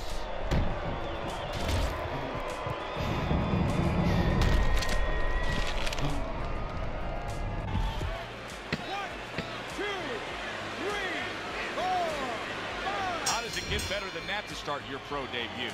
Andre Bishop knocks out Lucius Palmer. Back here in the Friday Night Fight studios, I'm Brian Kenny. Amateur gold medalist Andre Bishop taking his first steps as a pro this past weekend on the undercard at the Aragon Ballroom in Chicago. Bishop beating former welterweight contender Lucius Palmer en route to his first pro win. Now, we've seen Palmer before here on ESPN. He's a veteran, he's no joke, and Bishop is now considered to be one of the best prospects boxing has seen in decades. By beating a fighter the caliber of Palmer in his pro debut, no less, he definitely made a statement. Andre Bishop, clearly a fighter to watch. In other news, heavyweight prospect Isaac Frost scoring the second knockout of his pro career, beating another overmatched opponent on the undercard of a McQueen pay-per-view in Las Vegas. He's now 2-0 with 2 KOs.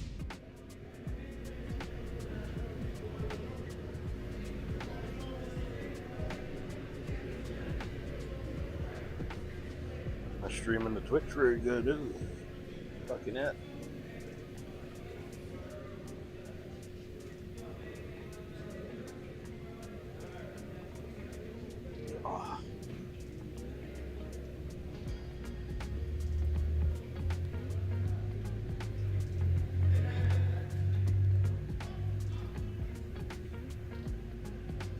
What's going on? Springs up.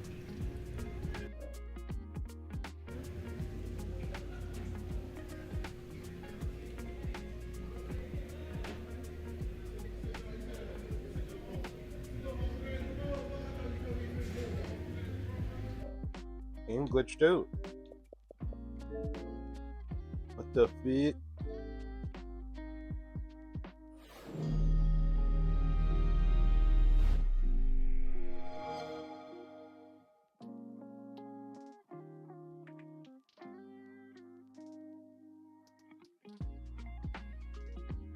EA Sports. It's in the game.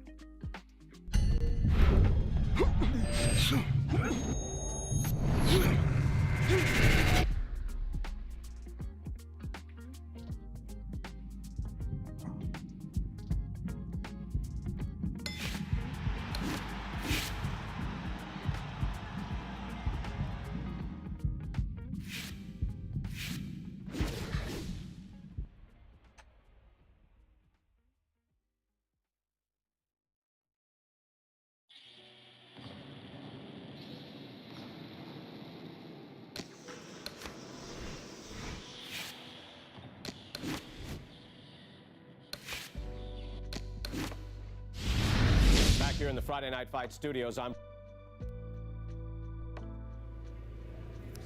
Skip that, man. I'm gonna do that again. I don't believe in building a record fighting nobodies. You don't learn anything against guys like that except how to make mistakes.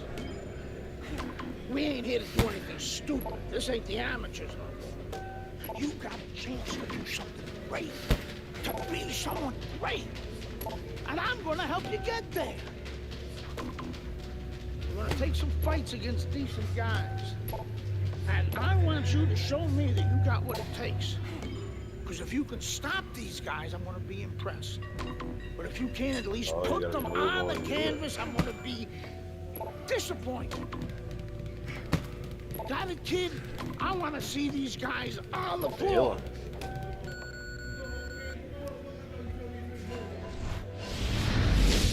The time has come. All the talk is nice done. That was. Now the fight is set to begin. There's Andre Bishop in the locker room, Teddy, with his longtime trainer, Gus Carisi. Of course, Gus was one who very early on tapped Andre Bishop as a fighter to watch. He said he was full of potential. Yes, he was a tremendous amateur. He won the World Championship tournament. From the State Palace Theater here in New Orleans, we welcome you to our middleweight main event. A much anticipated bout between Andre Bishop and Mike Walker.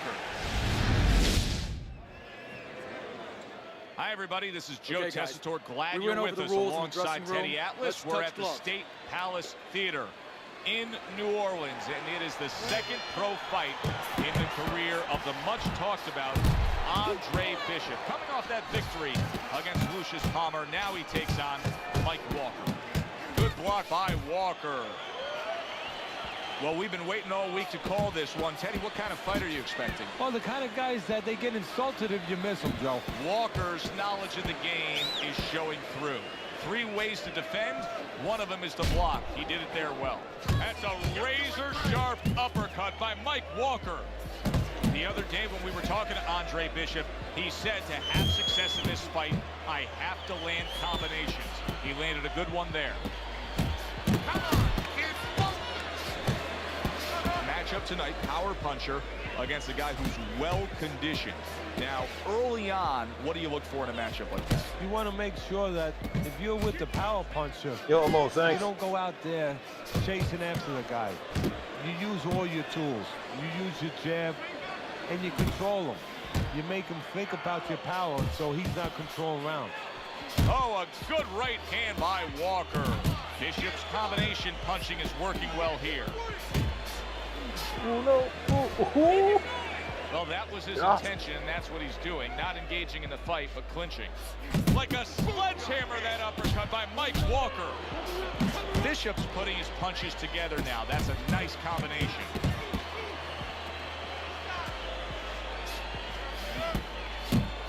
They trade shots. He comes back with a right hand. Fires off the hook. Look at that. Walker's got to be really careful here, Teddy. That eye has gotten to a point where this fight can be stopped at any time. Well, the key is that it's above the eye, so of course it's impairing the vision. The blood, when it trickles down, you can't see. And that's what the referee's going to be looking for. Well, we've had the pleasure of watching Andre Bishop move along in his career. Now the young unbeaten expected to really shine against Mike Walker here. Yeah, but one of the things that could be a variable that could surprise somebody a little bit, you prepare for a man's skill, but you're not always sure about his will. On mine, and that's something that might show itself before this night is over. On a tab, You understand me? Let's see. Sorry. Another round, and if it keeps up with the rest of them, it'll be closely contested and hard to score. Good combination punching by Andre Bishop. Well, his opponent is opening up and coming forward, so I think there's some opportunities that exist. Yeah, I think some counter-punching opportunities. Opportunities not on the front end. And out of nowhere, things can turn like that, Teddy. Everything was looking good. Now it's looking bad for him. Well, that's exactly why, because nothing was coming at him. His opponent wasn't throwing back. He got a little lax, and he paid a price. Oh, they both land flush with uppercuts. Bishop's the kind of boxer that wants to do just that. Find the target, get the combination working, land both punches.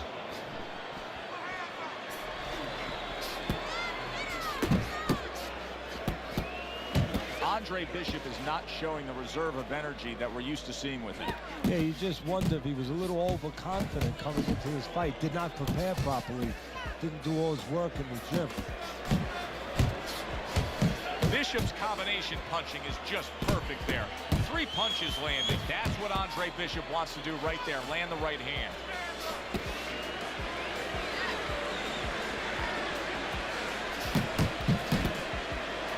Right to the body. Big shot he just scored with. There he goes. He goes down from that headshot.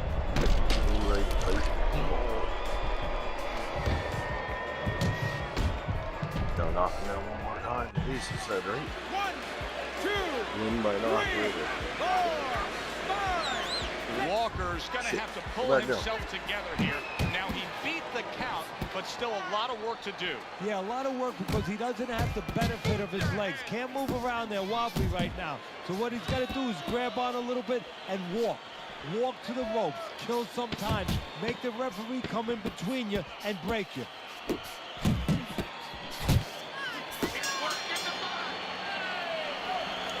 Don't fight this fight.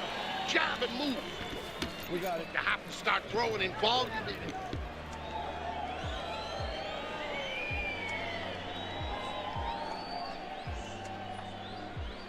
What did I tell you? Keep your hands up. You're throwing punches, but your hands are down. Are you good? I was doing pretty good. What are you talking about? You don't need to hurt. Throw that away.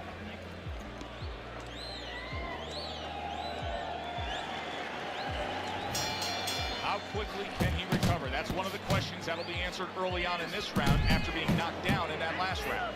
Well, what he has to do is go out there, be defensive-minded. I think get a little time early on. Don't worry about winning or pressing the first part of the round. Just get himself together, then start picking it up after that. The combo lands upstairs. And he just turns that hook up top, and it does damage. Come on, get bumped. He's showing what a skilled fighter he is with this counterpunching. Able to get away from that headshot with the block.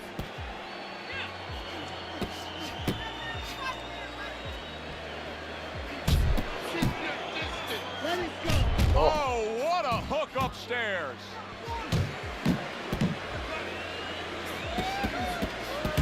Walkers once again can't get out of the way of that uppercut. Teddy, is anything going to change at this point?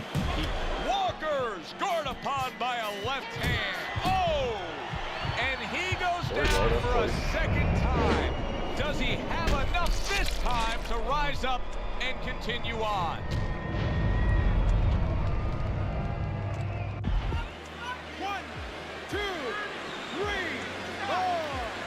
Walker's climb back up from the canvas may inspire him. Well done that time, landing the counter punch. Good combination to the head.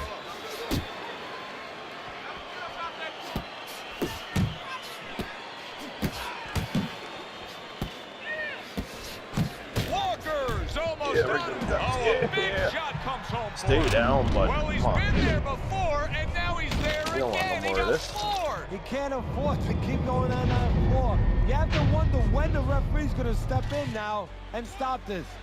Yeah, don't get up. Yeah, you're done. Woo!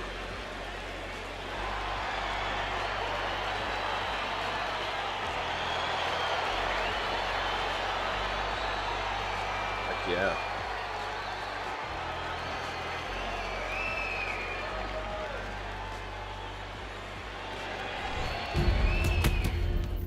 I was on my way, and baby brother was making his mark as an amateur. Gus had been our father's trainer. He took us in after our parents died. Good. Keep that jab going.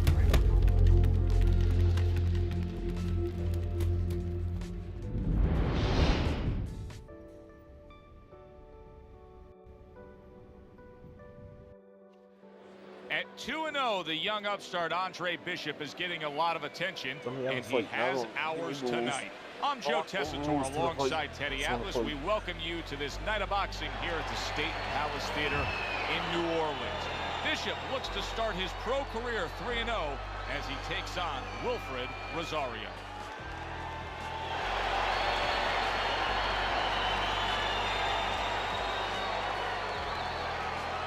Let's go.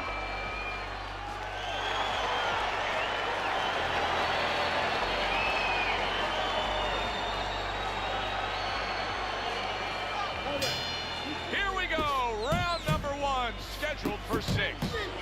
Bishop's hitting the mark right now. How precise was he there with that 3-punch combo? Great movement to get away from those punches. Good right hand by Andre Bishop. He needs more of that. He scores with the jab there. That's a good job by Bishop offensively. Landing his combinations is a key to victory tonight. Bishop's landing a combination here. That's what he does when he's at his very best. Shot there. Woo. Right to the head and right to the canvas.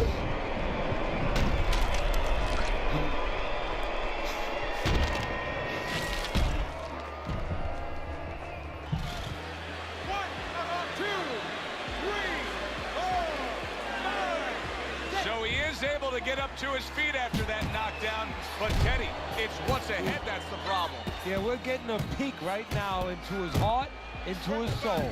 That is it right there. I mean, that's what impresses the judges. The 3-punch combination by Andre Bishop dismisses his opponent's headshot. Well, let's talk about what kind of a fight this could end up being, because as far as we see it, both guys are really committed to the cause here. They want each other. Hey, look, the old times would say these guys are harder to miss than they are to hit. He is staggered and stumbling. He got a lot into that uppercut. Nice work by Rosario. So the early action here in this fight should reveal an edge. Rosario's got speed. He can move. Well, they say speed kills. He better just be careful he doesn't have an accident. He doesn't get reckless with that speed.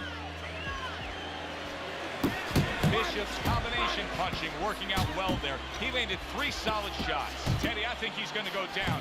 I think he's going to go down after getting tagged right there. He doesn't know where to go. I mean, he's like a guy that's caught in a hailstorm. He's trying to get to the other side of the street, but he just doesn't know where it is now. Andre Bishop's trainer, Gus Carisi, was quite open this week in saying, hey, I want to see excitement out of my fighter. I want him to deliver something to the fans. Yeah, he's thinking the same way my mentor, Customato, used to think. That's why he invented the peekaboo style. You know, it was effective. You kept your hands up, your elbows in, but it was also exciting. It would elicit excitement from the crowd, and that's what he wanted, to make sure that he created somebody that wanted people to come see him. Start of a new round. Rosario's making it look like the start of a fresh fighter. Remember, he was stunned in that last round, but Teddy, he looks fully recovered now. Well, it tells me 2 things. One, he has good genetics. That's a big flush punch landing on Andre Bishop. This is not the first time that Andre Bishop has been brought to this neighborhood. He has been shaken before. He will know what to do. He is wobbly and damaged and just flailing with his arms trying to punch back. Up top with the right hand. See, Andre Bishop, that training really paid off. Just back to basics with the 1-2. Boom, boom. Blocks that punch.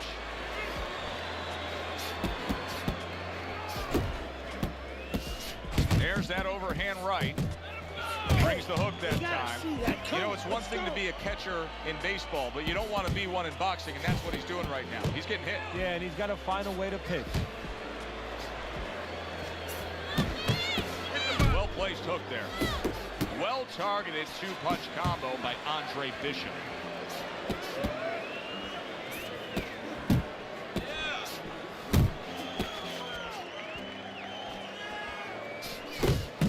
Well-placed hook.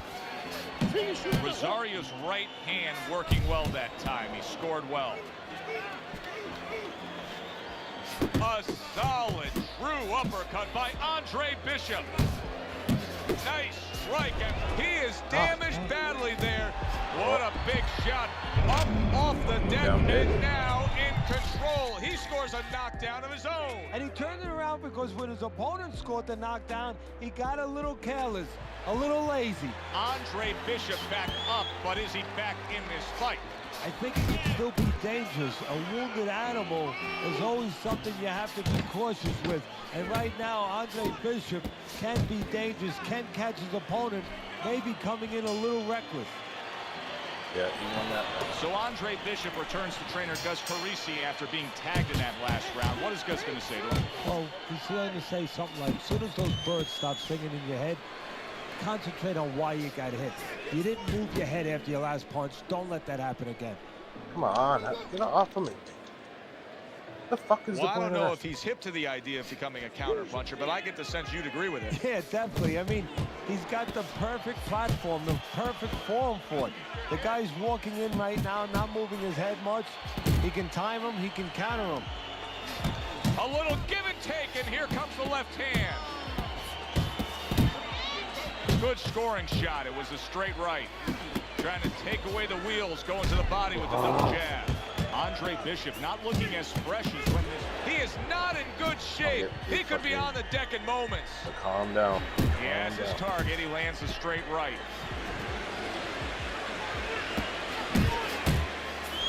Bishop showing you that sublime skill right now with that 2-punch combo.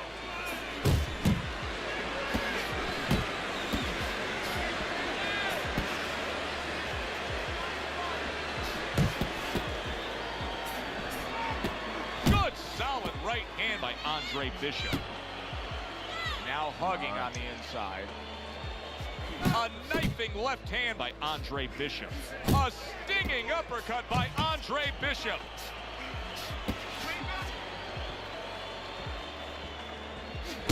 Solid straight right hand.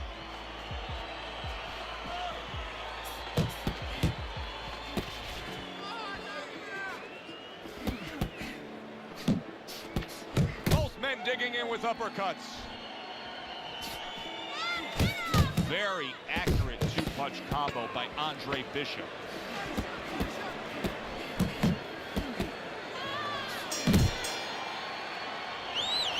Andre Bishop showing his superiority in that last round. That was an easy 3 minutes for him, and he's got momentum. Yeah, what I like about him is you know that he has good ability, speed, power, but he also has the technique. That is the car that's going to drive the ability to where he wants to go. Bishop's not skipping a beat. He came out just the way he finished up last round. Yeah, what I like is that he's thinking that... Wow, a big punch just crashes home on Andre Bishop. The only good thing is he's been here before. Big shot, and he goes down again. Will he get up from this? Let's go, get up! What will happen now with Andre Bishop as he rises up to fight on after being floored? Rosario's jammed by an uppercut.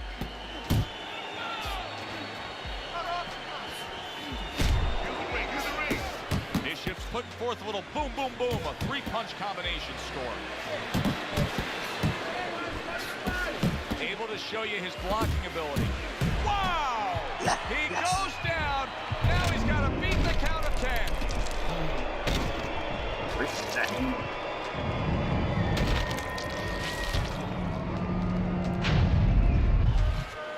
One, two, three, 4, 5. Rosario's going to keep taking this test, rising up after being knocked down.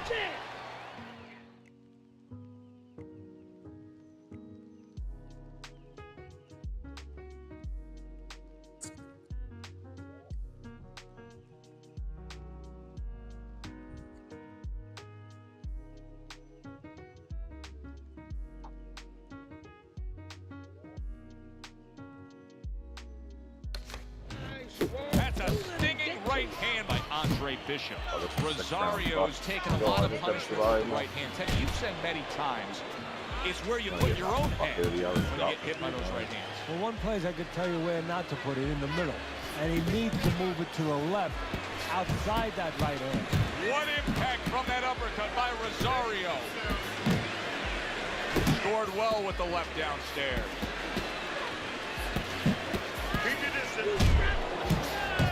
Again to the melon. And you see what he can do when he sends that right to the head. Takes one, gives one. The right hand scores well. Listen. Next round underway. It's been a good one throughout. Andre Bishop's putting forth that hard work he did in training camp there, landing a crisp combination.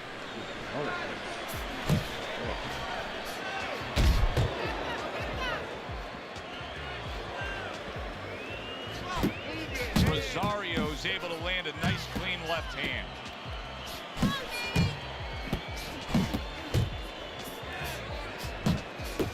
Nice work on the combination by Andre Bishop.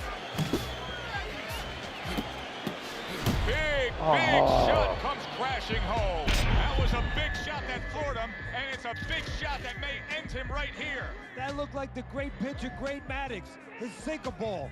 Boy, it went down Oh, quick. no. Oh, we're done. Ugh.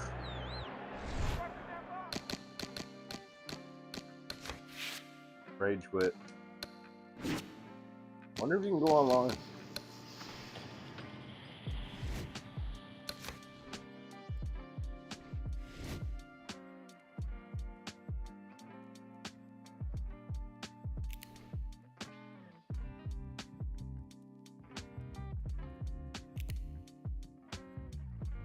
Yeah, probably nobody playing this online. Or I'm gonna play someone that's just gonna fucking roast me.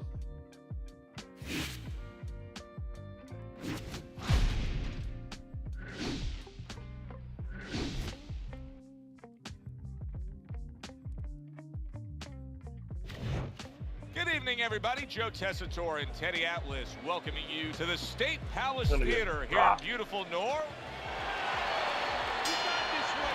All the talk, all the hype, now the fight. Round one, scheduled for 10. Tyson showing you a little defensive skill there, able to move away from that punch. Parries that punch intended for the head. Ali's got a bad cut now that's opened up on his cheek. Good job landing 3 punches by Muhammad Ali. And banging away he goes. What a precision body shot that was. And it scores the knockdown. Cheap, man. Ali gets up after being knocked down. It'll be interesting to see how he responds here. You know, we've always been able to see how he responds in a physical way, in an athletic way. Great. I mean, he has everything. Now, we're going to see if he has the real package, the full package. Holy fuck, man. What is going on? By Muhammad Ali's opponent that time. Listen, Ali's the better fighter. Ali's got can't more block the experience, fucking gut but shots just at all, going eh? out there and making it Oh, happen, I'm blaming throwing the enough computer. stuff, Lag. sometimes it works. Green bud. Ali's showing you what he is made of, getting up off the canvas after being knocked down. He tried to nab him up top, but was unable to connect. Great work offensively, landing that combination by Mike Tyson. Man, I don't block at all. Look at that! How is this going to go on once again he hits the deck? Oh, he's getting practice at it, so he might figure it out. You can see playing a bird.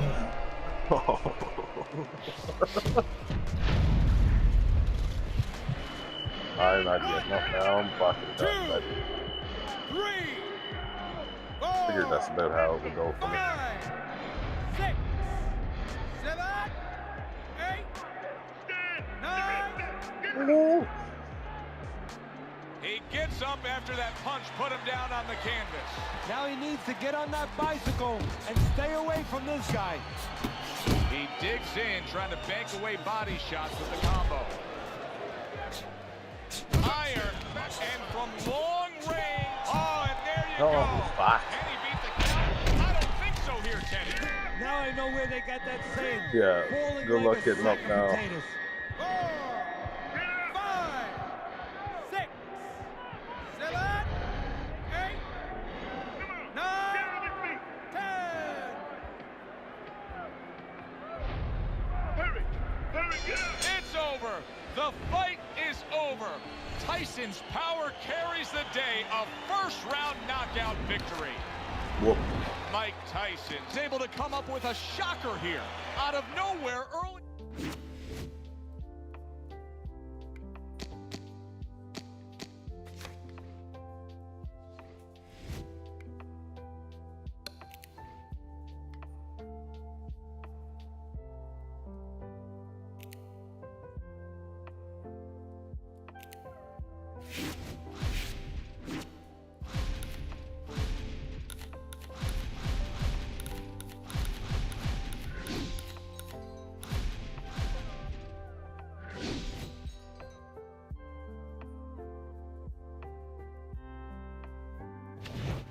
Good evening, I'm Joe Tessitore alongside Teddy Atlas, and we welcome you to the Aragon Ballroom here in Chicago, Illinois for our main event. 10 rounds of heavyweight action. Great atmosphere here tonight. You talk to everybody ringside, and they expect this one to be a barn burner.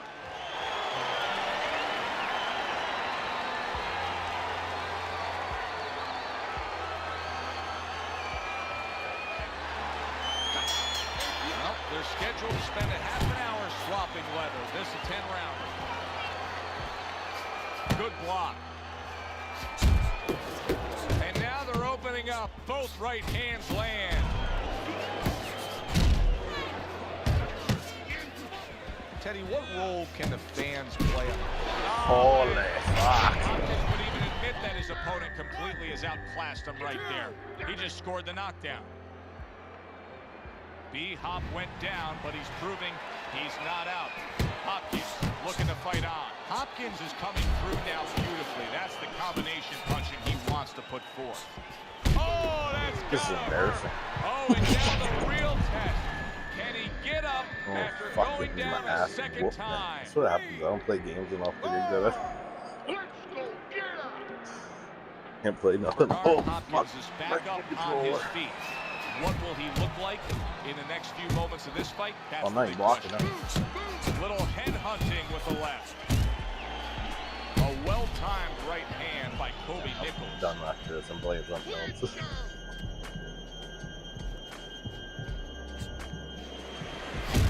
Nichols is knocked down again. Unreal. Now I you gotta get better at wonder this. what the corner's thinking. Are they gonna stop this?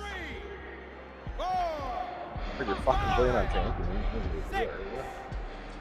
You've probably been playing this and still using your 360s, probably. And somehow, some way, he's going to continue on here. And if he's gonna stay in this fight, now he's got to avoid his opponent like the Black Plague. Keeping his hands up, getting way of his opponent's effort.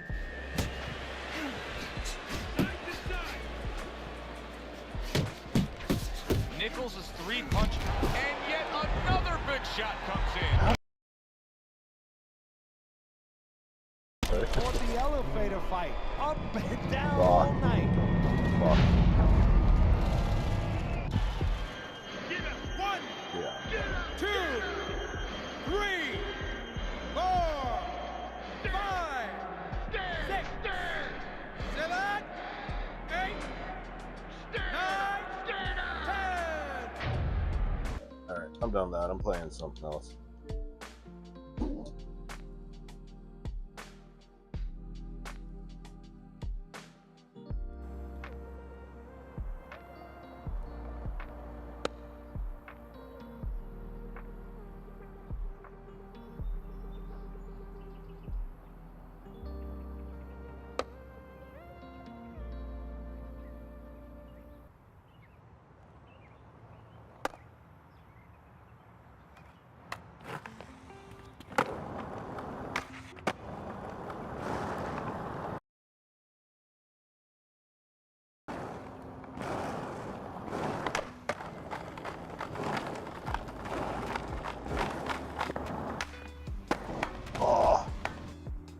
Okay, I got a little idea for this.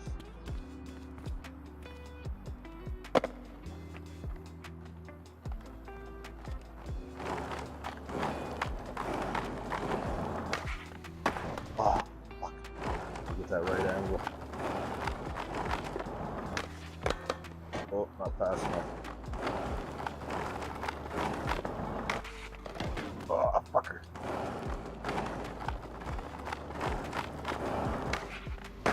Oh, are you kidding me? I almost fucking did that.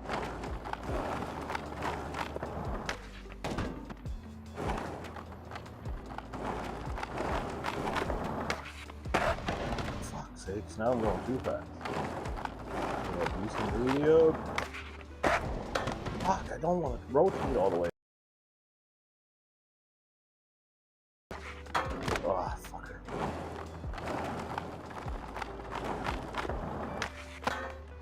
No!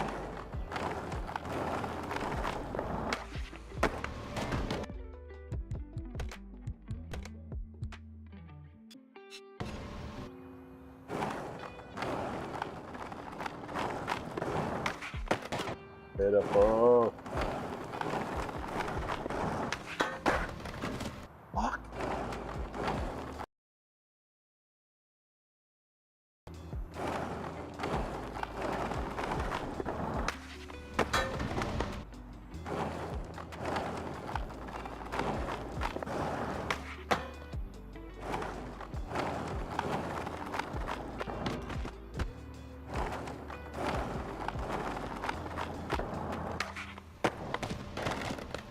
Broke my whole leg.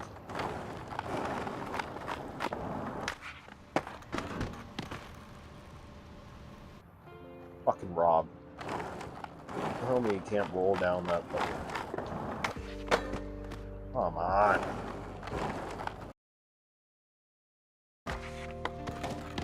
No.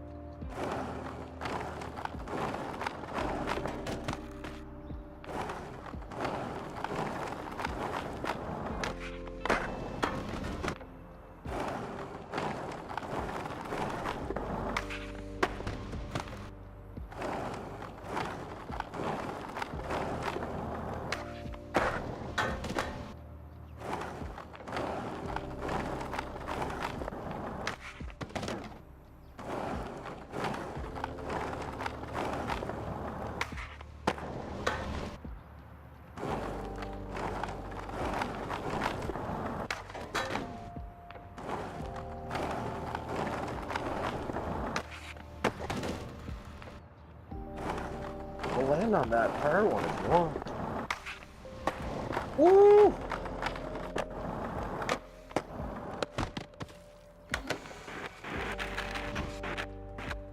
That was pretty sick. Ooh.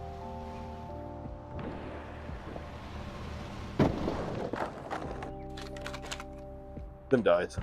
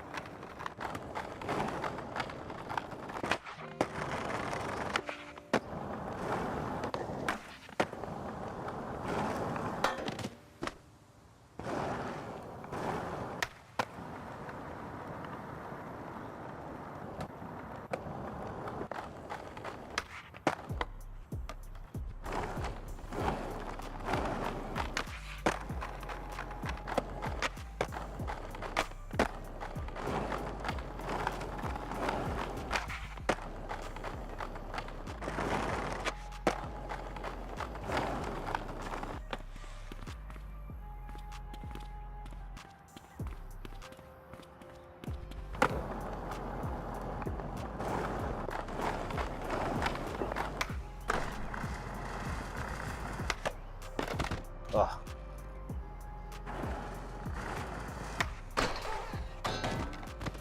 Fuck's sakes. Oh, don't go back.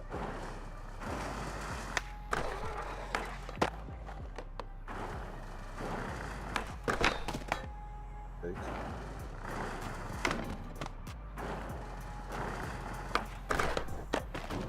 Not gonna do anything like that right here.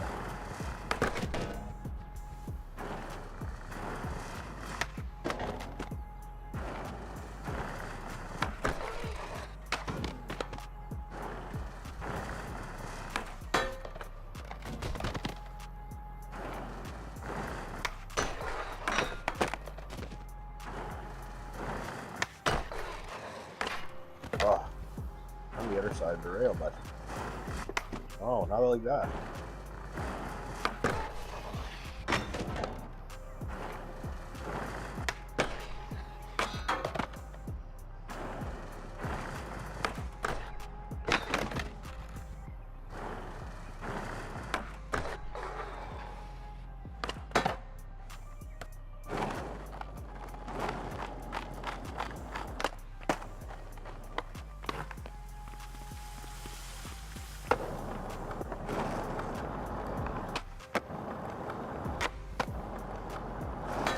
Whoop!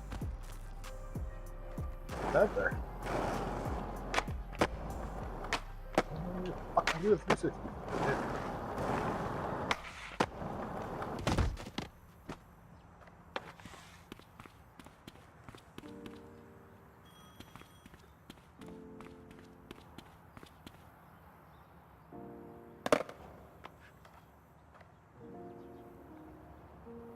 Okay, that said it was midnight, it was only 10:40.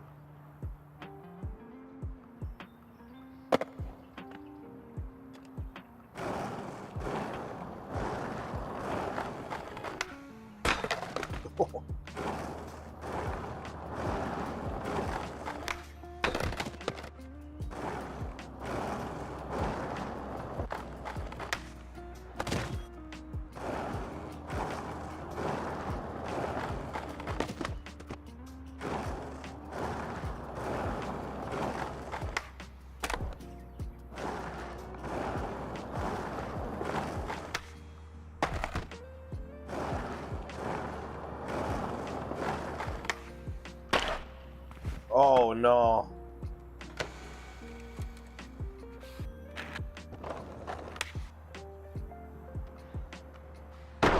Oh. Fucking broke her, bud. What do we got next? Back to the egg, eh? I love that the board breaks in this game. It looks weird. It's too small for the board. Hopefully it just break this one too.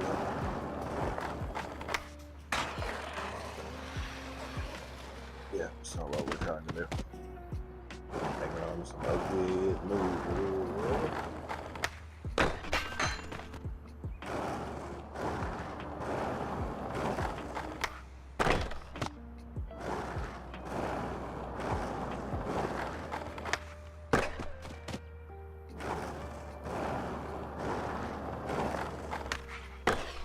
There we go. Ah.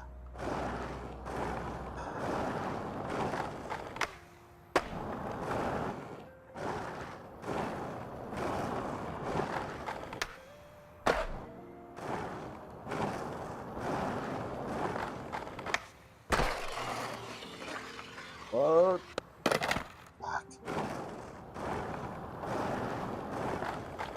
Oh, thought I was playing skate for a second.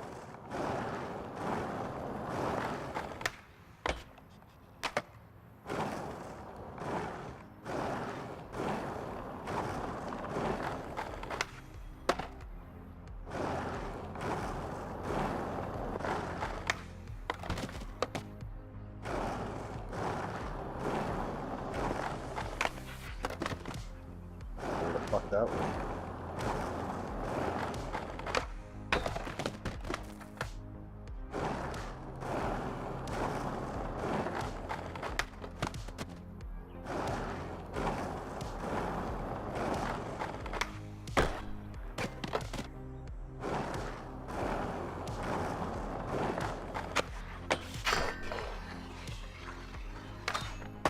Yeah! Fuck. Took way too many tries. Oh! Not that there.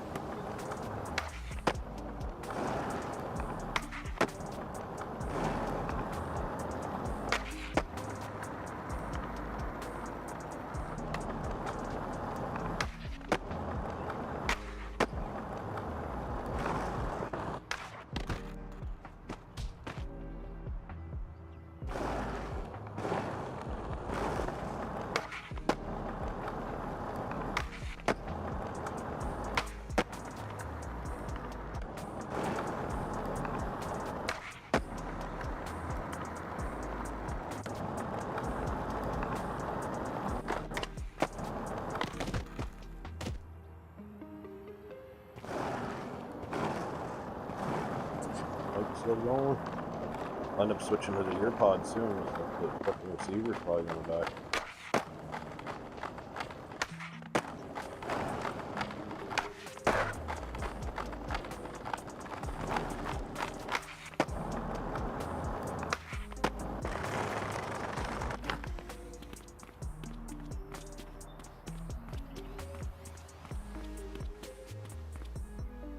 They want song.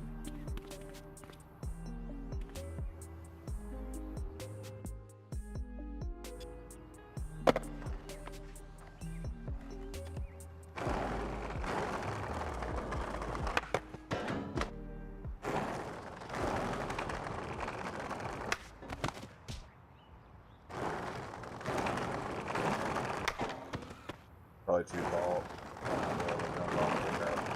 Oh, what the fuck is that? What am I doing? Oh, shit.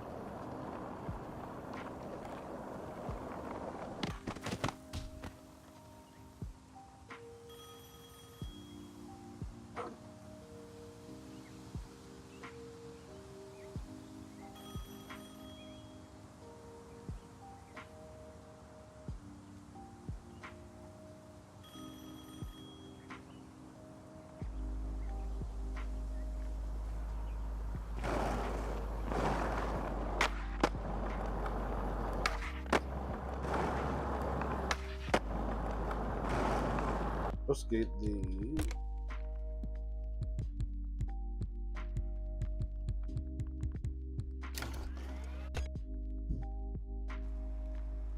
Jerome Banks.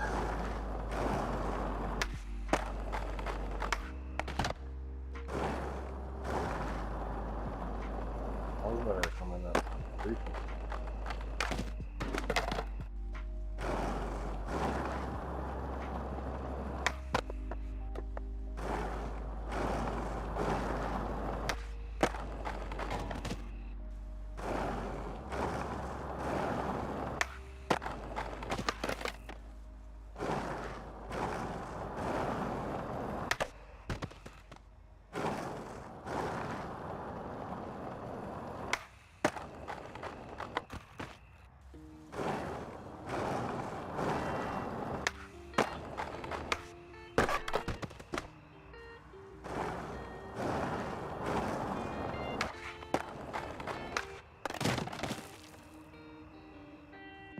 Alright, I'm playing on there getting on a fucking here.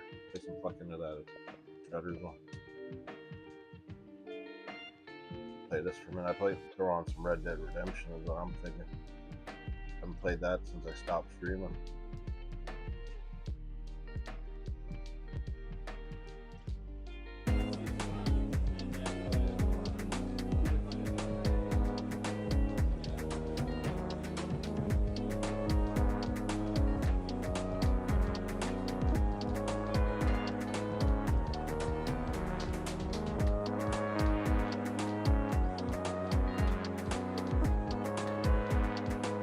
Yours up in there.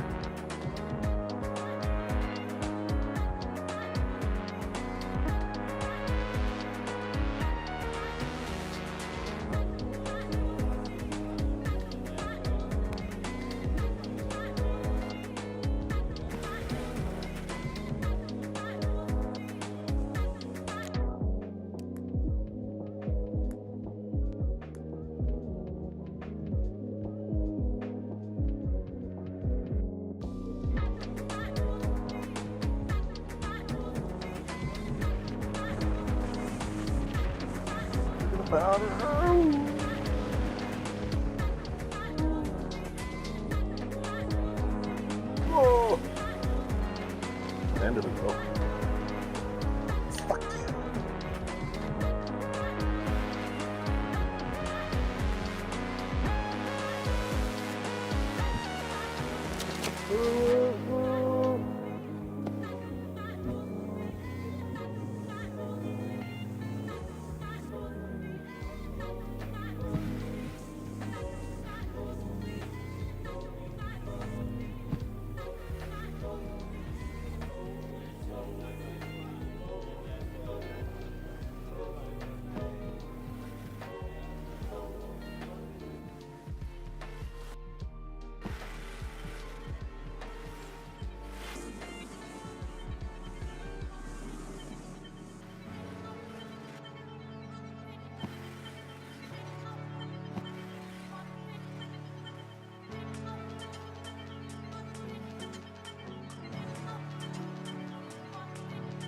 Still playing this one on N64, that Cool Borders.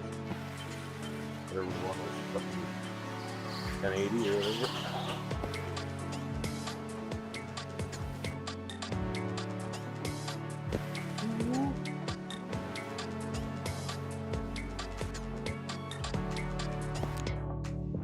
Probably should go,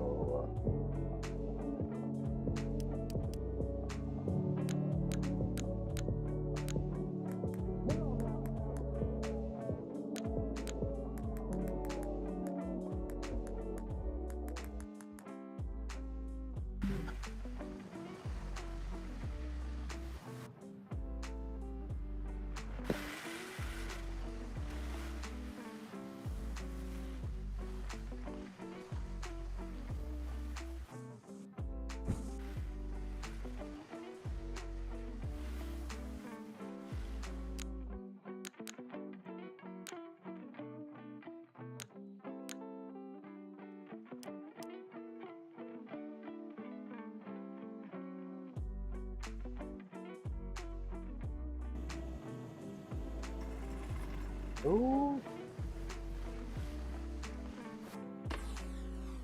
Oh, fuck.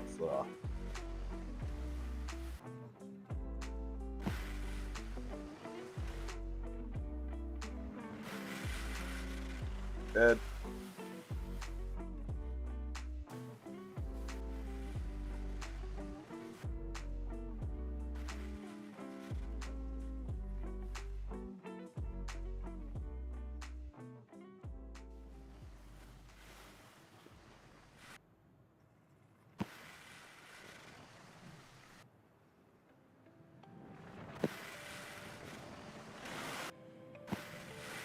Damn.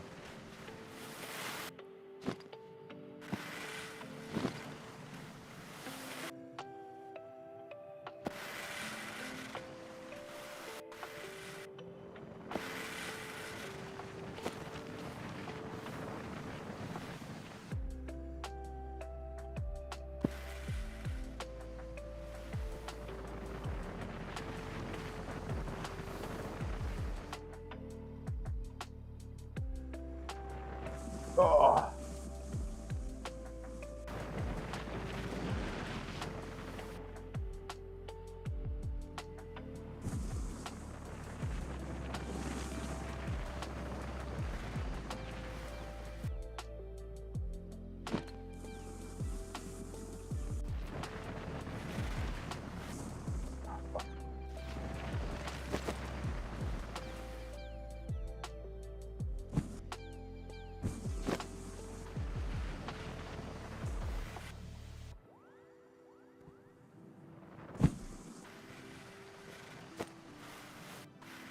Ooh. Oh, fuck.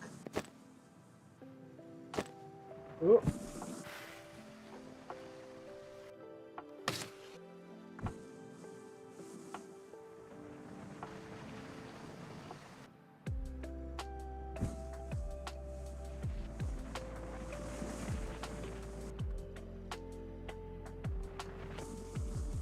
Where am I fucking here?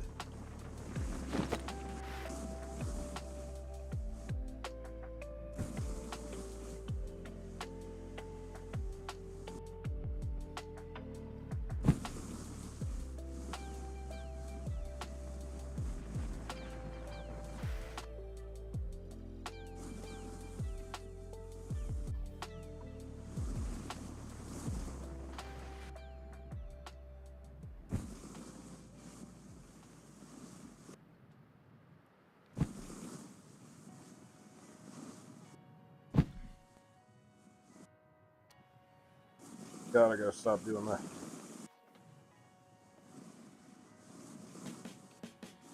Oh, definitely don't need to do that either.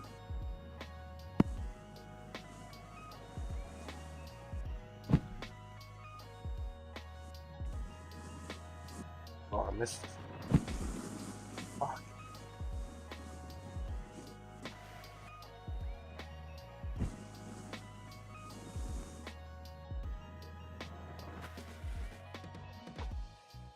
Broke this whole body.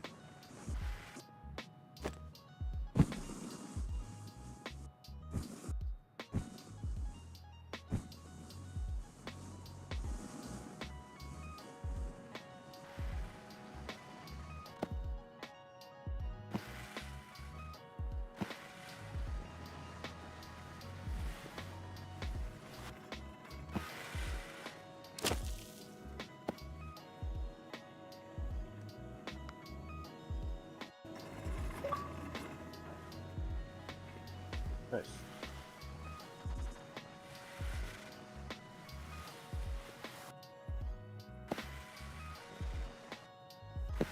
Ooh.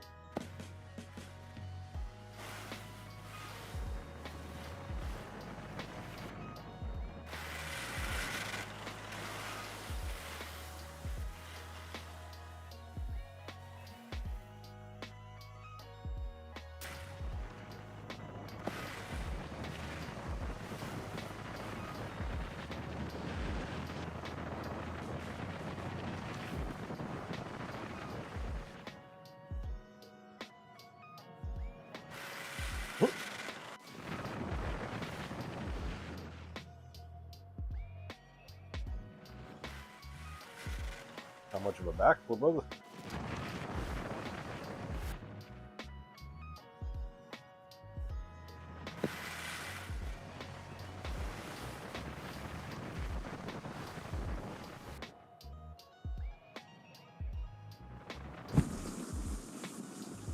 That counter. I landed it.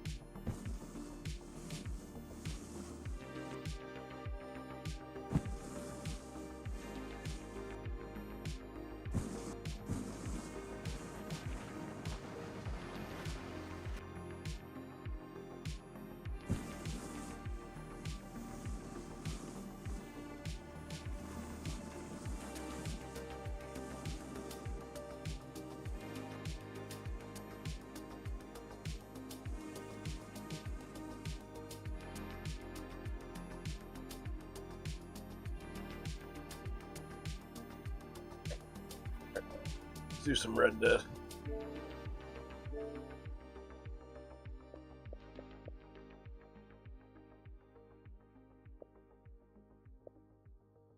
Play a lot of this too lately. Valhalla. Fucking sweet.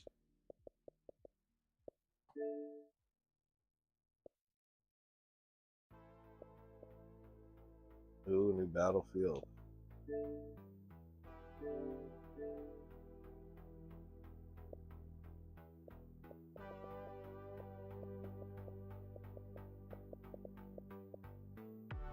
I want to play these two. Play some of these after.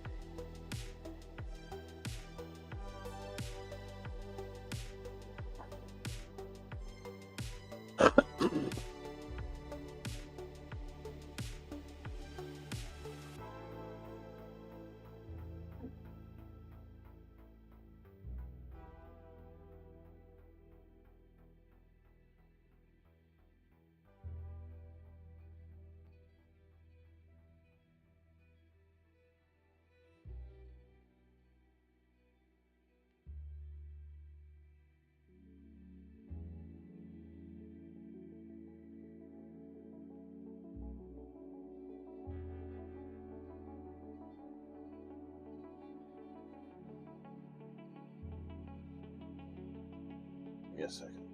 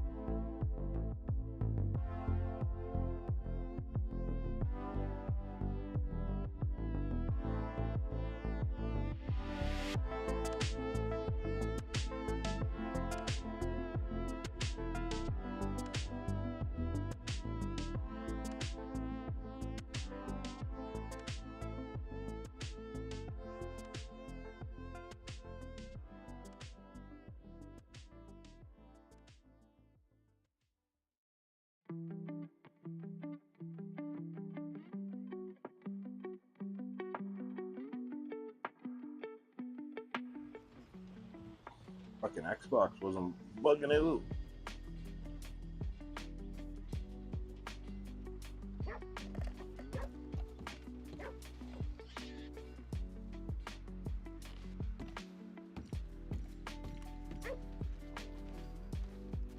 Cowboy baby.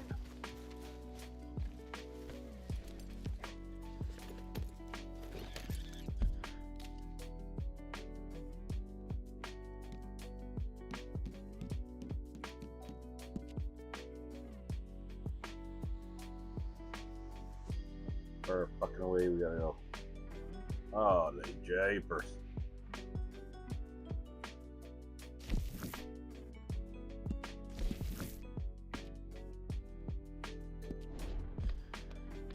We got a journey ahead of us.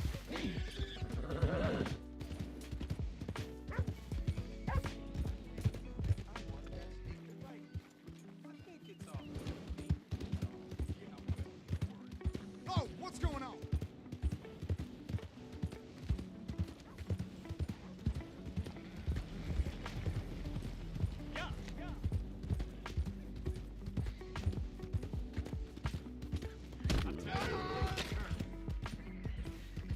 I think he was a bad guy.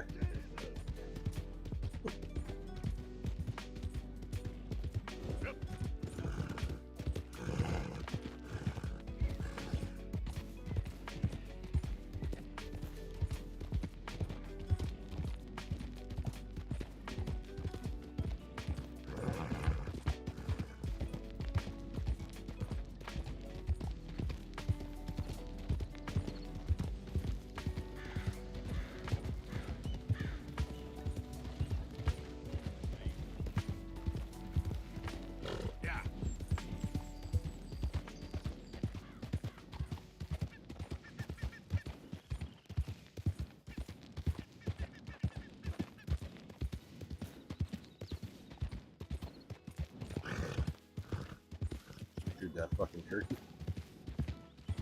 Turkey.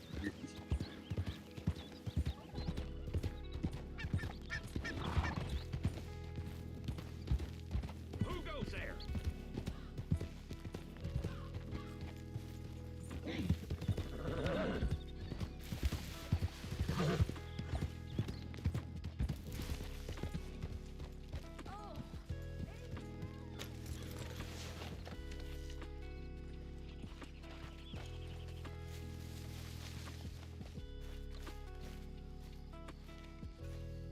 I'll have to fucking clean down the old dirty horse.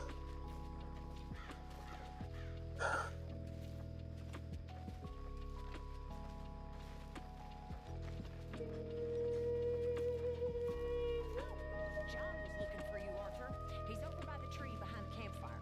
He was? Okay, thank you, Miss Grimshaw. Thank you, Miss Grimshaw.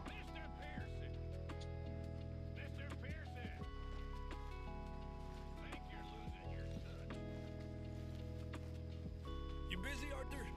Hey, Arthur. What you want? Uncle told me something about a train. What did he say?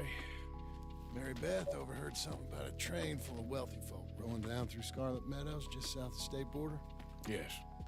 Need help with it?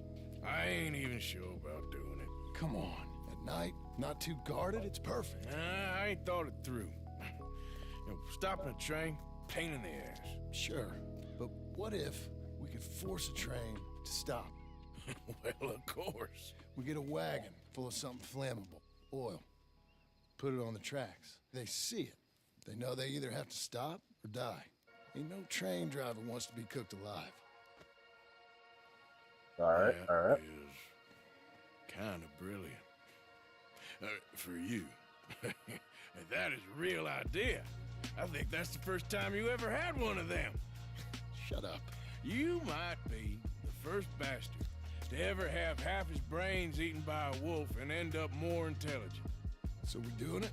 Yeah, we're gonna need ammunition, guns, real frightening, and some dynamite to open up the train. I'll get the supplies. Gotta head into town for Abigail anyway. Don't even ask. You go find us an oil wagon. Yeah, I know just the place. They're always heading into that refinery. There's an old rundown shack just over the border, north of a place called Dewberry Creek. Leave it hidden somewhere near there.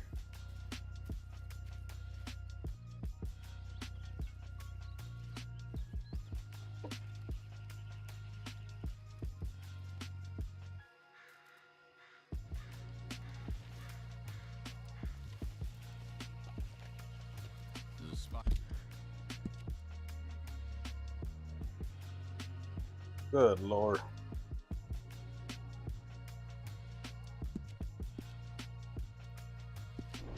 I'm here for you, Arthur.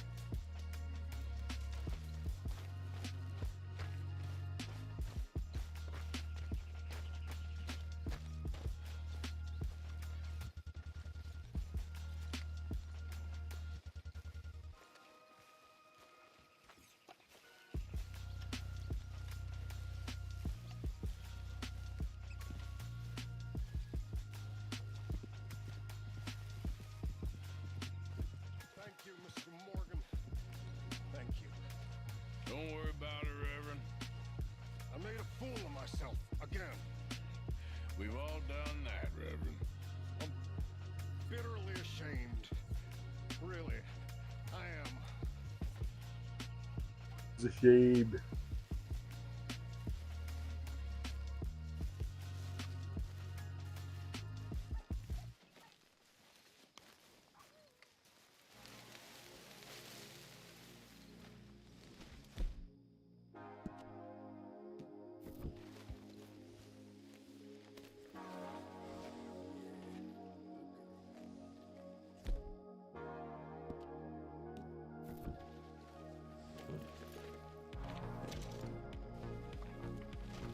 All right, girl. Get these wagons.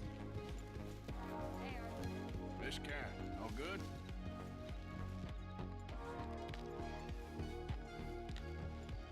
It's still dirty.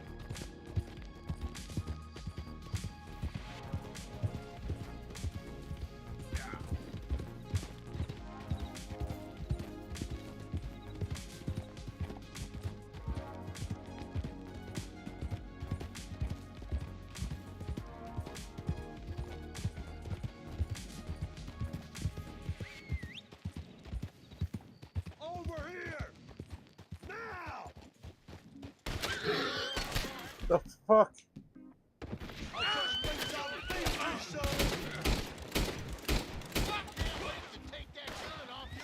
Fuck.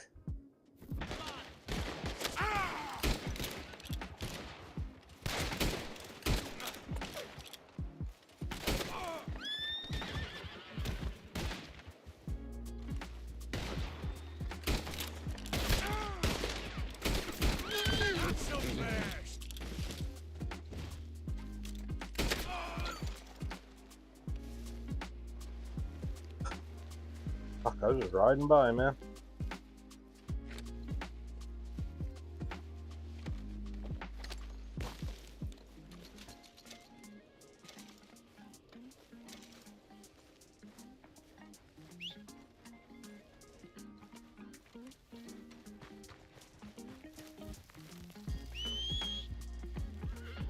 Get your ass back over here.